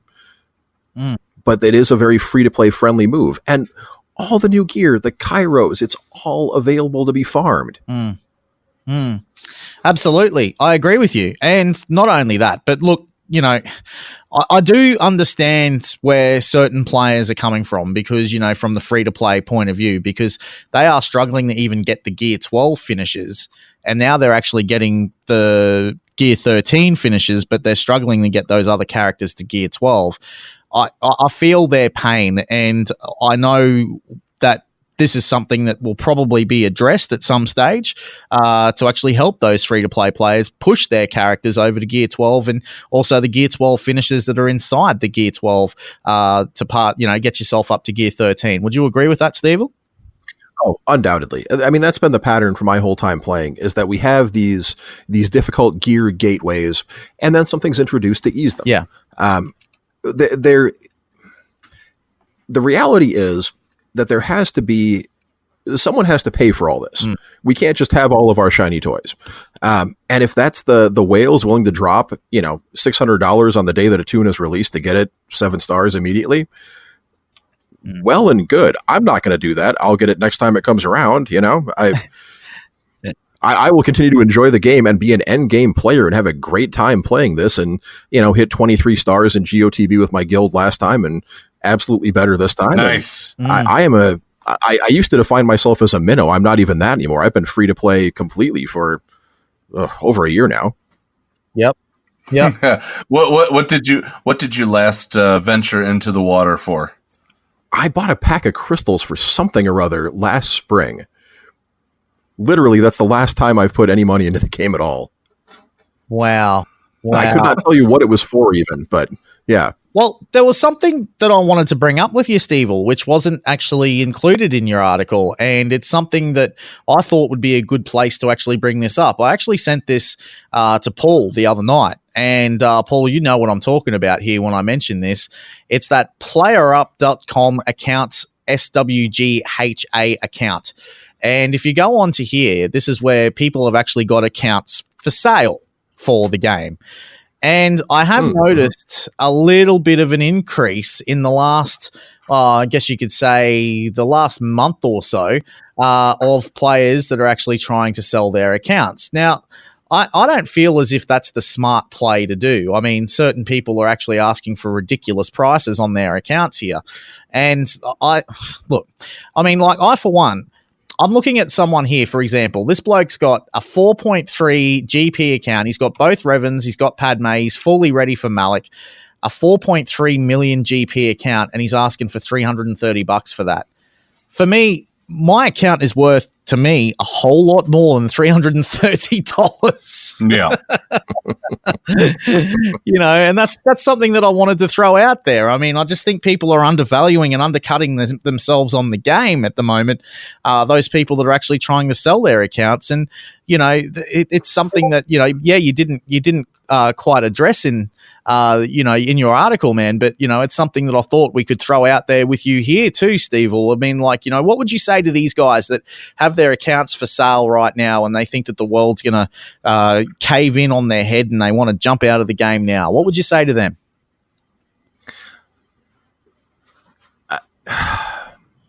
That's an interesting question, and I wish I had a better answer for you. I've never even considered this possibility. If I was to quit, and I took a few months off last year. If I was to quit again, I don't think there's any way I'd put my account up for sale. I don't think the value that I hold it in could possibly be reached on in a financial transaction with someone. Yeah. If that makes sense. Yeah. And for me, it's all about the sentimental value. You can't put a price on the time that took. You can't put a price on 356 attempts at the darn Padme event. I'm going to say that right now. Yeah, or Malik. Yeah, or Malik. Or the Chewbacca event, to get you that 7-star Chewbacca. Or for those people that struggle to get C-3PO, the same thing. You can't put a price on that. Oh, let's go back even further just for 1 second. Do you remember the old Admiral Akbar challenges? Oh, yeah. It's utterly impossible, preposterous challenges. Yeah, you cannot possibly put a price tag on that. No, you can't. No, you can't. And, look, I just thought that I'd throw that out there. For those people that are thinking about it and thinking, look, I might throw my account away and try and get some cash. It's probably not the best time to do that. As we all know, they continue to talk about it, the future of Star Wars Galaxy of Heroes, and I'm actually just taking this from the devil's advocate side. I agree with both of you, but from the devil's advocate side, they talk about 2018 was when this game really had a big spike with the Sith Raid, and they're talking about how it's starting to lose its momentum now. But the thing that people forget is that there is an episode 9 just around the corner, and if that movie does well, and it does what Star Wars fans want it to do, then I think you'll find that this game will pick up more than what Marvel Strike Force did. And I just have a funny feeling about it. Marvel Strike Force for me, good game and all, but it's just too time consuming. I had to walk away from it within the first week. It was just way too time consuming. I don't have those sorts of hours in my day. Well, yeah, not to go too far down the rabbit hole on Marvel Strike Force, but I was a beta player who played till maybe 6 months after launch. And man, all the things that people complain about with Galaxy of Heroes, I felt were much more prevalent in that game. Personally, yeah, was not for me. But for me, I quit right around the time Deadpool came out. Yeah, the second time that they gave you a chance at Deadpool, I was like, okay, that they're not making this as easy as they should. If they want to continue on, I could get something quicker in Galaxy Heroes, and I did. Well, also at the same time too, let's talk about this. Let's be honest. At the same time too, Star Wars Galaxy of Heroes actually did pick up a lot of awesome things that happened last year. We had the rework of the Bounty Hunters when that was happening. We had the Sith Raid that was going on. We had the new solo characters that came to the game. There was just much more excitement happening in Galaxy of Heroes at that point. A lot of people might be able to say, oh, well, there's not much excitement going on right now, Scotty. Well, there is, because I just Gear 12'd all my first order people, for crying out loud. And that's the first time that I've had a proper chance to work on them. And I was quite happy about that, and I'm glad that we're able to actually catch up as well, which is fantastic, at this point in time. Now we have to just convince Kate and Ace to gear up her first order. Yeah, exactly. But, personal joke there for those that don't get it. There's a girl in our guild that hates First Order and she refuses to touch them, a bit like me with L3. But hey, I actually have a Gear 12 L3, but it is what it is. But look, guys, I highly recommend you go over and check this website out, sirggames.com. That's where you need to go. Go and read DarthStevil's article, which we will link in the description below.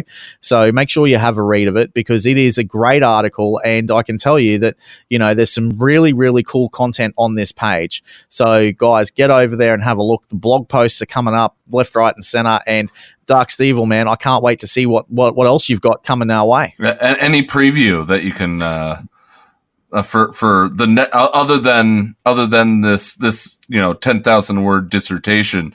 After that, what's your next goal? On the sociology of alliances. I have a fascination, and I mention it in the article, but I'm going to get into it just a little bit more here. I have a fascination with the forgotten factions in the game. And I do enjoy sitting down when I have the time to and playing through like Galactic War with my Jawas and just seeing how far I can get. Yeah. With, a squad of G7, G8 Jawas that made sense back when we still had to have them for the critical damage mod challenge. Yes. And so I have a couple of things in the works that are kind of deep dives of factions that nobody else has cared about for, a good couple of years. Brilliant. Seeing where they're at, what they're useful for now, if anything, what they were useful for, and why I enjoy them. If you decide to turn them into any sort of video, you have to definitely do the VH1 behind the faction. Yeah. Oh, that's beautiful. And I will give credit where it is due if I go that route. Well, guys, make sure you head over and check it out. SirGGames.com. That's where you need to go. Get over there and have a look at it because it is a great website. And DarthStevil, man, thank you so much for your time today, man. It's good to see that Chicken Little's sky isn't falling on his head, man. It's been a real pleasure, guys. Thank you. All right, stick around. We've got much more, including who is on our Mount Rushmore of Swaga, coming up next, right here on the Escape Pod Cast. The Escape Pod Cast with Scotty McLaren and Paul Anthony. The Escape Pod Cast. Guild Classifieds. Are you looking for a home and not a stepping stone? Dagobah Dermatology is a close, tight-knit group of friends working together to help each other achieve both individual and shared goals. They are a casual, competitive guild in a community that strives for focus on people before politics, and they pride themselves for being heavy on donations, fun banter, and a friendly, relaxed atmosphere. For Dagobah Dermatology, you must be 1.5 million GP. You must be able to participate in guild events, do 500 to 600 tickets daily, and have an active Discord account. For more information on Dagobah Dermatology, head on over to the Escape Pod Cast Discord server and click the link for the Guild Classifieds. If you like what you hear on the Escape Pod Cast, sign up to become a Patreon today. Support Scotty and Paul for as low as $2 a month, and you can help them launch Escape Pods for months to come. Visit patreon.com/theescapepod to sign up. Support us today. Hey there, Escape Podawans. Everyone's favorite llama here to remind you that the Escape Pod Cast is on social media. That's right, we're on Facebook, we're on Twitter. So give us a like, give us a follow, and stay up to date on all things in-game and in the Escape Pod. Our account links are down in the description or on our Discord server in the Show Links channel. See you on the net. Micaeus Modding Mayhem is the premier remodding service for the game that we all love, Star Wars Galaxy of Heroes. With some of the most affordable rates in the industry, Micaeus will rebuild your roster from top to bottom and give you consultation on where to go from there. Micaeus has a 100% satisfaction guarantee and lots of useful additional services, including a full cleanup of your mods, loadout pages, PvP plans, and more. Contact Micaeus today on Discord at all lowercase Micaeus number 0127. That's MIKAYAS number 0127, or at micaeusmods@gmail.com. Micaeus Modding Mayhem, the official remodding service of the Escape Pod Cast. This is Grande Patron from Reality Skewed Gamers. I'm kind of a big deal, and you're listening to the Escape Pod. The Escape Pod Cast. The Bridge. Hey, welcome back, everybody. And yeah, look, I'll tell you what, guys, it is all happening here on the bridge. And look, yeah, welcome back to everybody. I know that, yeah, sorry about that for those that are listening live. We had a little bit of a choppy sort of a thing there. It was going on. But anyway, we're back and we're all good. And I can now hear. It's all good. It's all good. Hey, look, I wanted to send in a shout out, if you will indulge me, Paul, for the moment, to those people that have been listening to us live on the Escape Podcast on our Discord server. You can, of course, find the link in the description below. Got to say a big shout out to Bringer of Chaos, Chancellor Goobertine, Darth Derb, Deadpool Kyle 28. Great to see him here. E-Grace Gamer, Fighting Drunk Infinity, Jabrak, JJ Manners, staying up late from Australia. It's great to see him here as well. He's a screenwriter from Australia, and I hope that JJ is actually going to be making his way at ILM at some stage. JD's here, Caden Ace is here, Micaeus is always here. He's a great champ. He's a good guy.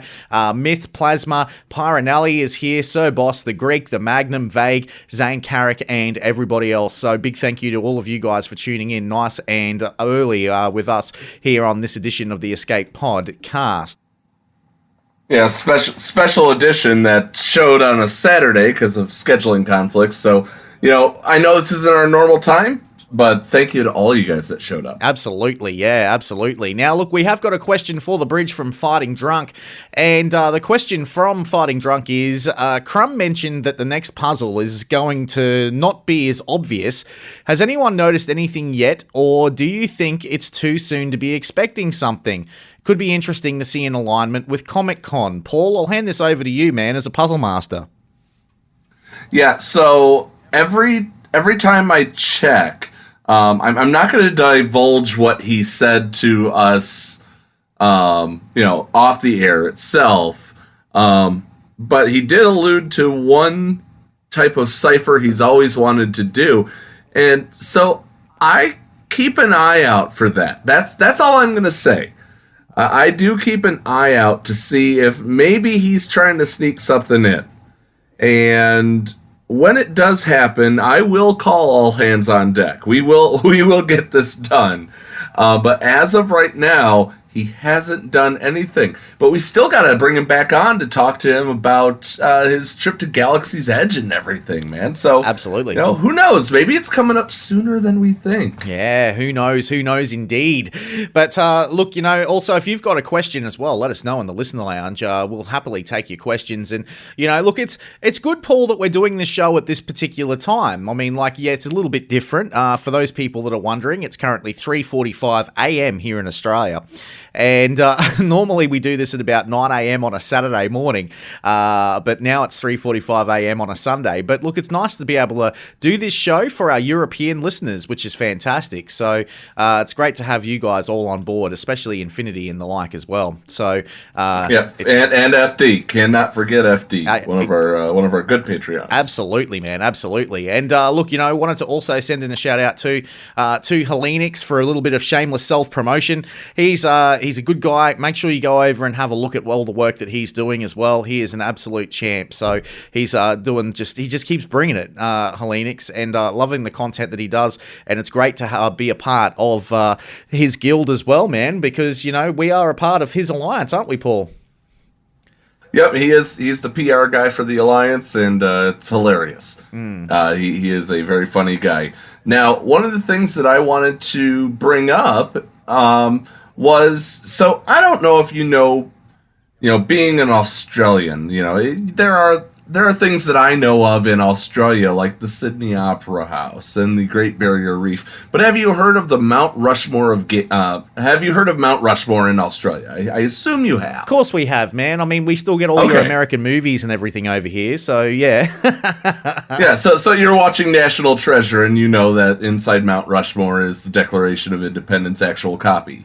Right, I did not know that. It was. I did not know that, but I know that there's all the ex-presidents are all up there or something. Is that right?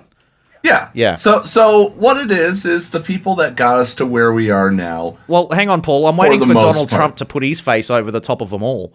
Well, the problem with that is that he wants it to be huge. Yeah, it's going to be huge. Believe it or not, Mount Rushmore is not that large. Yeah, right. It really, truly isn't that large. But it is a national treasure to us, if you will. Yep. Now, Fighting Drunk just put a picture. He just put a picture up. And that is pretty much what I want to talk about here.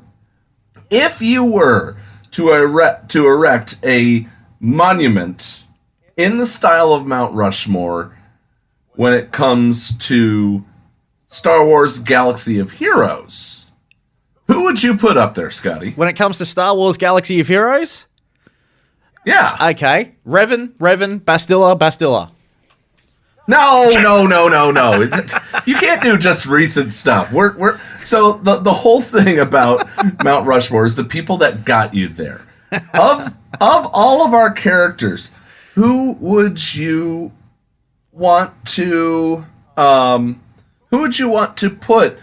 Who do you say got us to where we're at right now on Mount Rushmore as far as the characters? Okay, well, if you were going to go do it, I'd probably say, look, you've got to have Jedi Knight Revan there. He has to be there. I mean, he's turned this game on its head. But, from an early release mark, I'm going to say Clone Wars Chewbacca. because he's one of the first characters you get. He's the George Washington. I could get behind that. Yep. I'll say Clone Wars Chewbacca. I'll say Jedi Knight Revan. I'll also say Thrawn. He has to be there, and I'll probably say, because he was the first character that you'll get in a raid, I'll say Han Solo. But CLS would be good there too. I can see that. If you put CLS there, he'd have to be there as well. So, yeah. Well, for me, you were pretty much on the same track as Clone Wars Chewbacca for that first slot on the left, the George Washington, if you will. Mm-hmm. Then for the Thomas Jefferson, that I would actually have to go with Biggs Darkliner. Oh yeah, the Wigs combination that we had from back in the beginning of the game. He is the perfect proponent of the Wigs combination. Then you have he's very important for ships as well. So that as well. Yeah. You have on the right hand side though, you do have Abraham Lincoln. So for that, I'm more around the. I think that would easily be CLS. Yep. He kind of started the metas. Maybe even we could even go with JTR because of the start of metas. Mm-hmm. And then the Teddy Roosevelt, I would certainly have to go. As much as I hate to say it, I would like to do something that would be indicative of Revan without saying Darth or JKR. Okay. Like what? Bastilla or something? No, maybe even Malik. Oh, God. I do like JD's comment in the listener lounge, though. Stormtrooper Han, Raid Han, Old Han, and Young Han. That definitely works. That absolutely works. So, there's some pretty good comments in there, actually. The Magnum actually says, Raid Han, General Kenobi. Yeah, I could get behind that. CLS and Emperor Palpatine. Infinity saying R2-D2 has to be on there. Yeah, look, for what R2-D2 did, I mean, like, his Zetas at the very beginning of this game, too, I can get behind that, because he was probably one of the first characters that got those amazing Zetas, Paul. It was amazing. Absolutely amazing. The Cheriton Bays combination from JJ, yeah, absolutely, I can get behind that. Goobertine says Palpatine, Vader, Tarkin, and Revan. Yeah, I could probably get behind Myth. That. Yeah, Myth is saying that Thrawn is still the best plug-and-play character in the game, but he misspelled it in saying the Nest plug-and-play character in the game. That brings up to mind, maybe Emphas Nest. Yeah. Well, I'm surprised that no one's actually put, Rex in the list as well. Of course, we've got Helenix that's thrown that in there, and Wampa. Finally, someone says the Wampa. It's great to see that thrown in there as well. You got to have the Tuskens. I'm sure that if we were to ask Urzatron, I'm sure that he would say that the Tuskens. Baby would be girl. The Tuskens with Enfys Nest would have to be his, or maybe even it might be even the Beauty and the Beast combination. Gamorrean Guard and Visas Ma, you just never know if you were to ask with Urzatron. But, love the Urz, and make sure you guys go and like and subscribe to him as well, because he is an absolute champion. And he's now over on, if you'll just indulge me for a moment. Well, he's doing both.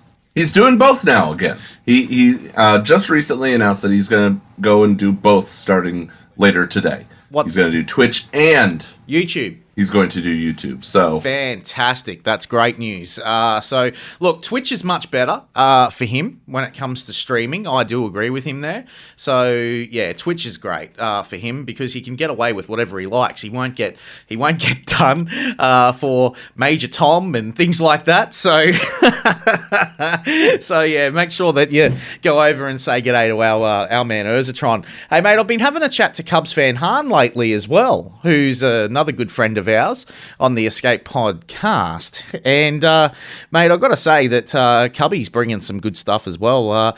Make sure you go and have a look at some of his videos lately too, because he has been bringing it. That World Cup of his is pretty good. We'll talk more about that in a second, but that World Cup of his is great. He's also got a great video out there at the moment with Urzatron. Have a look at that one too. It's definitely well worth a watch. And he says all the time, he's like saying, didn't really get the likes that I really wanted. So guys, go over and give that video a like so that he keeps getting Urzatron back on his channel, because that's what we want. So... yeah. It was a subject for Deadpool Kyle. Hang on, I'll just look it up. It was yeah, and by the way, if anybody else has any questions, please feel free to ask them in the listener lounge, and we'll get to those ASAP. Yeah, absolutely. There was a subject of the mistakes we make in Star Wars Galaxy of Heroes and we don't care. So go over and give that video a like, guys, because... it's a real shame for Urz. Like, it's got 439 likes on it, but, Cubs is saying that he'd like to, get a few more likes on that one so that he gets Urza back, because Urz deserves all of the fun and everything that he gets. All right, so if you do have any questions for us in the listener lounge, I'd like to hear from you. So please ask them, Paul. The funny one, or the funny thing about Urz, that if for some reason you guys have not checked him out or understand what Urz does, if you have watched people like Arnold, like Cubs, like Mobile Gamer, they're the fun content creators that go and spread the word of stuff that are coming up there. They add a little bit of hilarity into it, people like DPK and Xylo and them, they're the informational everyday player. But Urz is a league of his own. Yeah, a DB official. There we go. And but Urz is a league of his own. He specializes, at least to me, he specializes in the Grand Arena fights. And what happens with that is he is the WWE of Grand Arena. He's got the intros. He's got the gimmicks. And if you want entertainment with your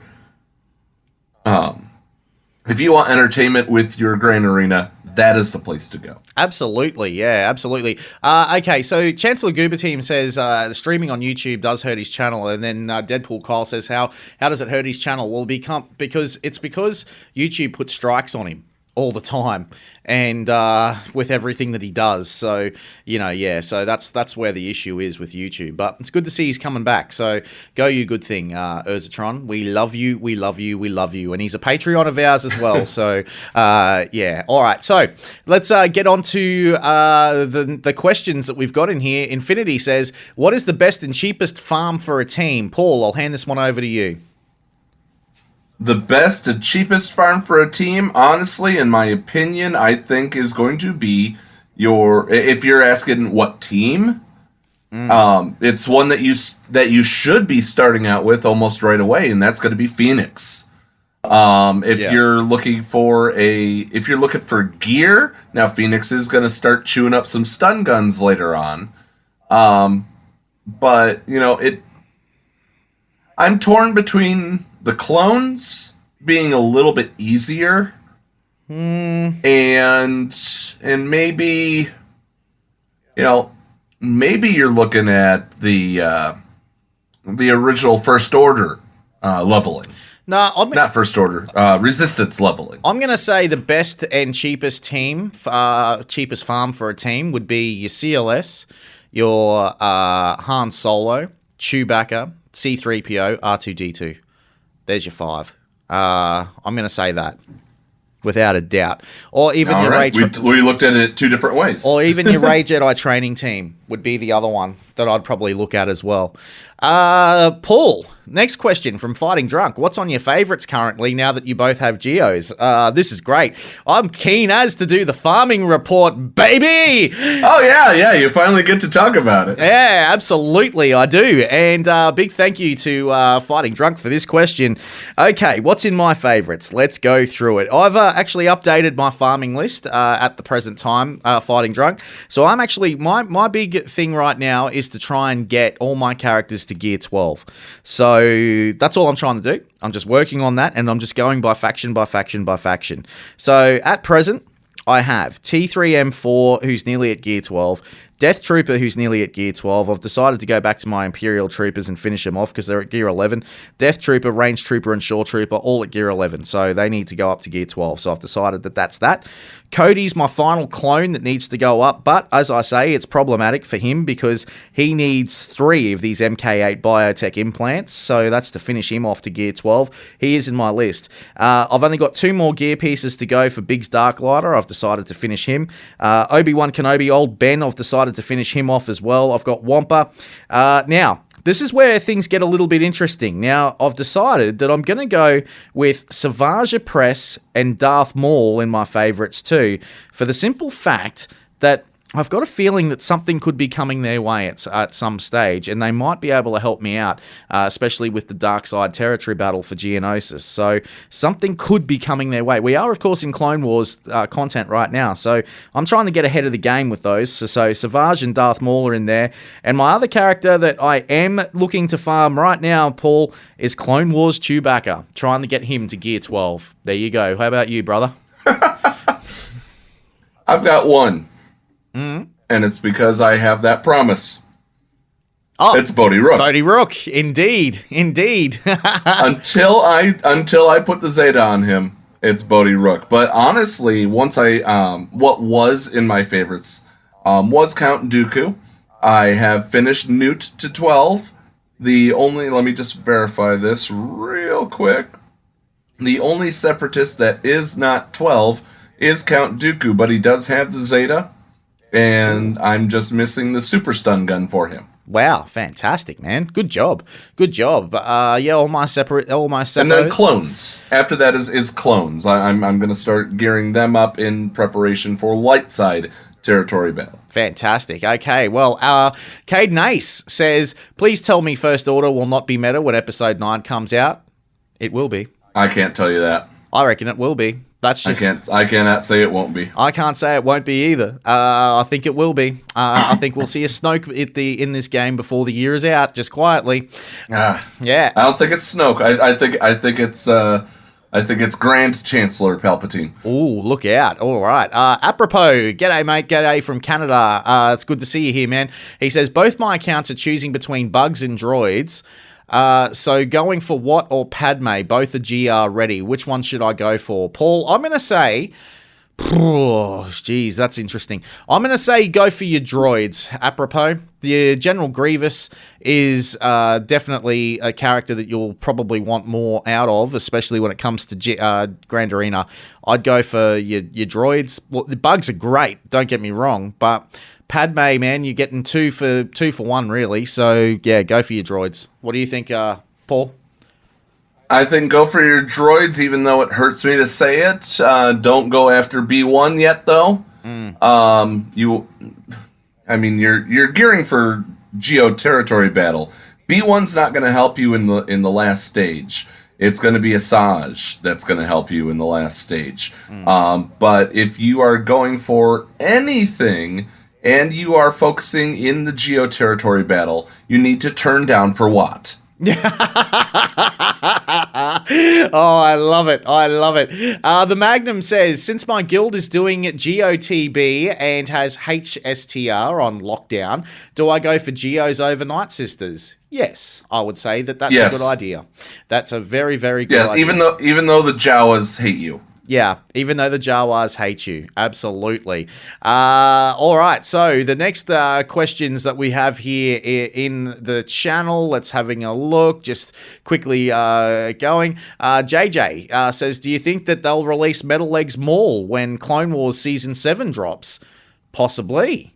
I've got a feeling that we might even see a Darth Maul rework, man. I would not be surprised. I mean, this year is the 20th anniversary, after all, of Episode 1, The Phantom Menace. So, it would be sacrilege if the year runs out and we don't see a rework for Darth Maul. That's the way I see it. Paul? What was the release date of Episode 1? Oh, it's already been and gone, man. It was back in June. So, yeah, it's been and gone.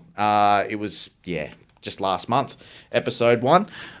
So, but it would be sacrilege if it didn't get released for this year. Moving along, and we've actually got a big happy birthday to Pyronelli's cat, who's going to be a big 3 tomorrow. Happy birthday to the cat. It's always good to see a cat in there, which is good.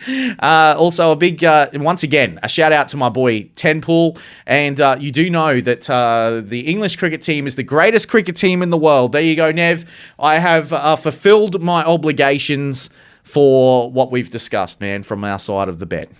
There we go. It's done. You still got a few. You still have a week to hold that profile picture, so don't you worry. I know. Oh, there's one thing I do want to talk about, though, Paul, if you'll indulge me here. Now, I put up a thing in our listener lounge earlier in the week, and I don't know if you guys picked up on it, but midriff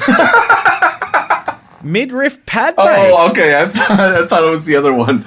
Midriff Padme is in the game, guys. She is there in territory battles. You knew we would. Yeah. You knew it would happen. I knew it was going to happen. I was so happy that she was there.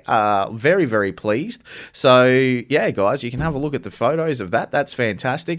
Also, JD3 turned 1 yesterday. Happy birthday to JD3.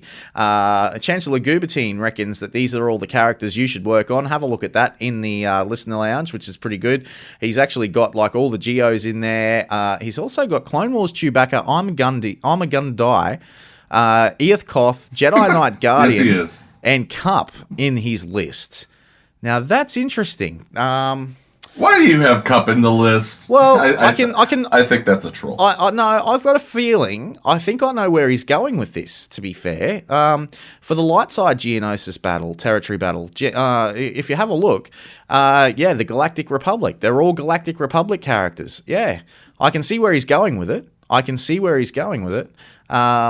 So, yeah, very, very interesting.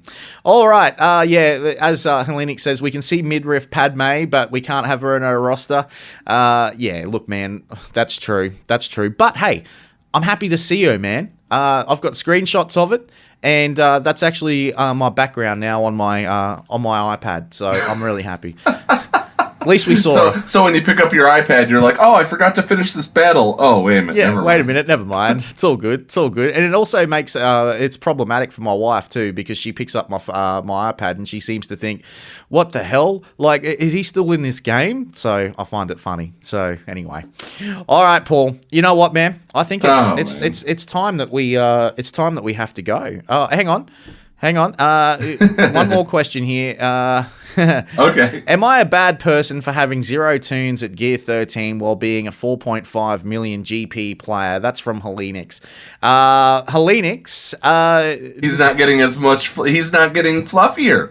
He's just stagnating. I am the fluffiest between Hellenix and I. Well, look, I've got to say that no, I don't think that's a bad thing, man. Look, I'm a 4.8, nearly 4.9 million player, and I've only got 1 Gear 13, and that's gone to Grievous. So that's all I have right now. I'm not worrying about Gear 13. I'm actually just trying to get just all my characters up to Gear 12. That's what I'm working on. All right. Well, guys, that about wraps us up on the Escape Podcast for this week, and I think it's probably time that we eject ourselves out of here. Paul, what do you think? We could do that, but Scotty, push the button. Don't mind if I do. Wait, Paul, where'd my button go? Damn it, Paul, give me back my button!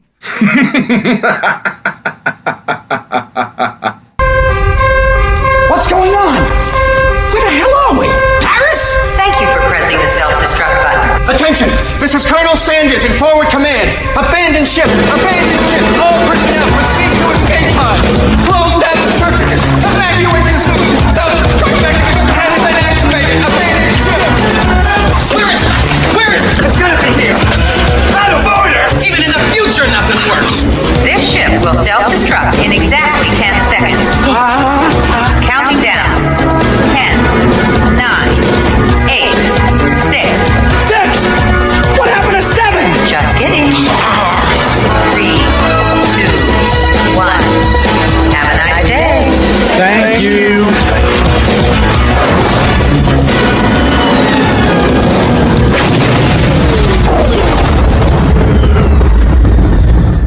friends, this is Thaddeus from Going Nerdy. The Escape Podcast was filmed in front of a live studio audience full of tweaked out murder bears. Sit, Boo Boo, sit. Good dog.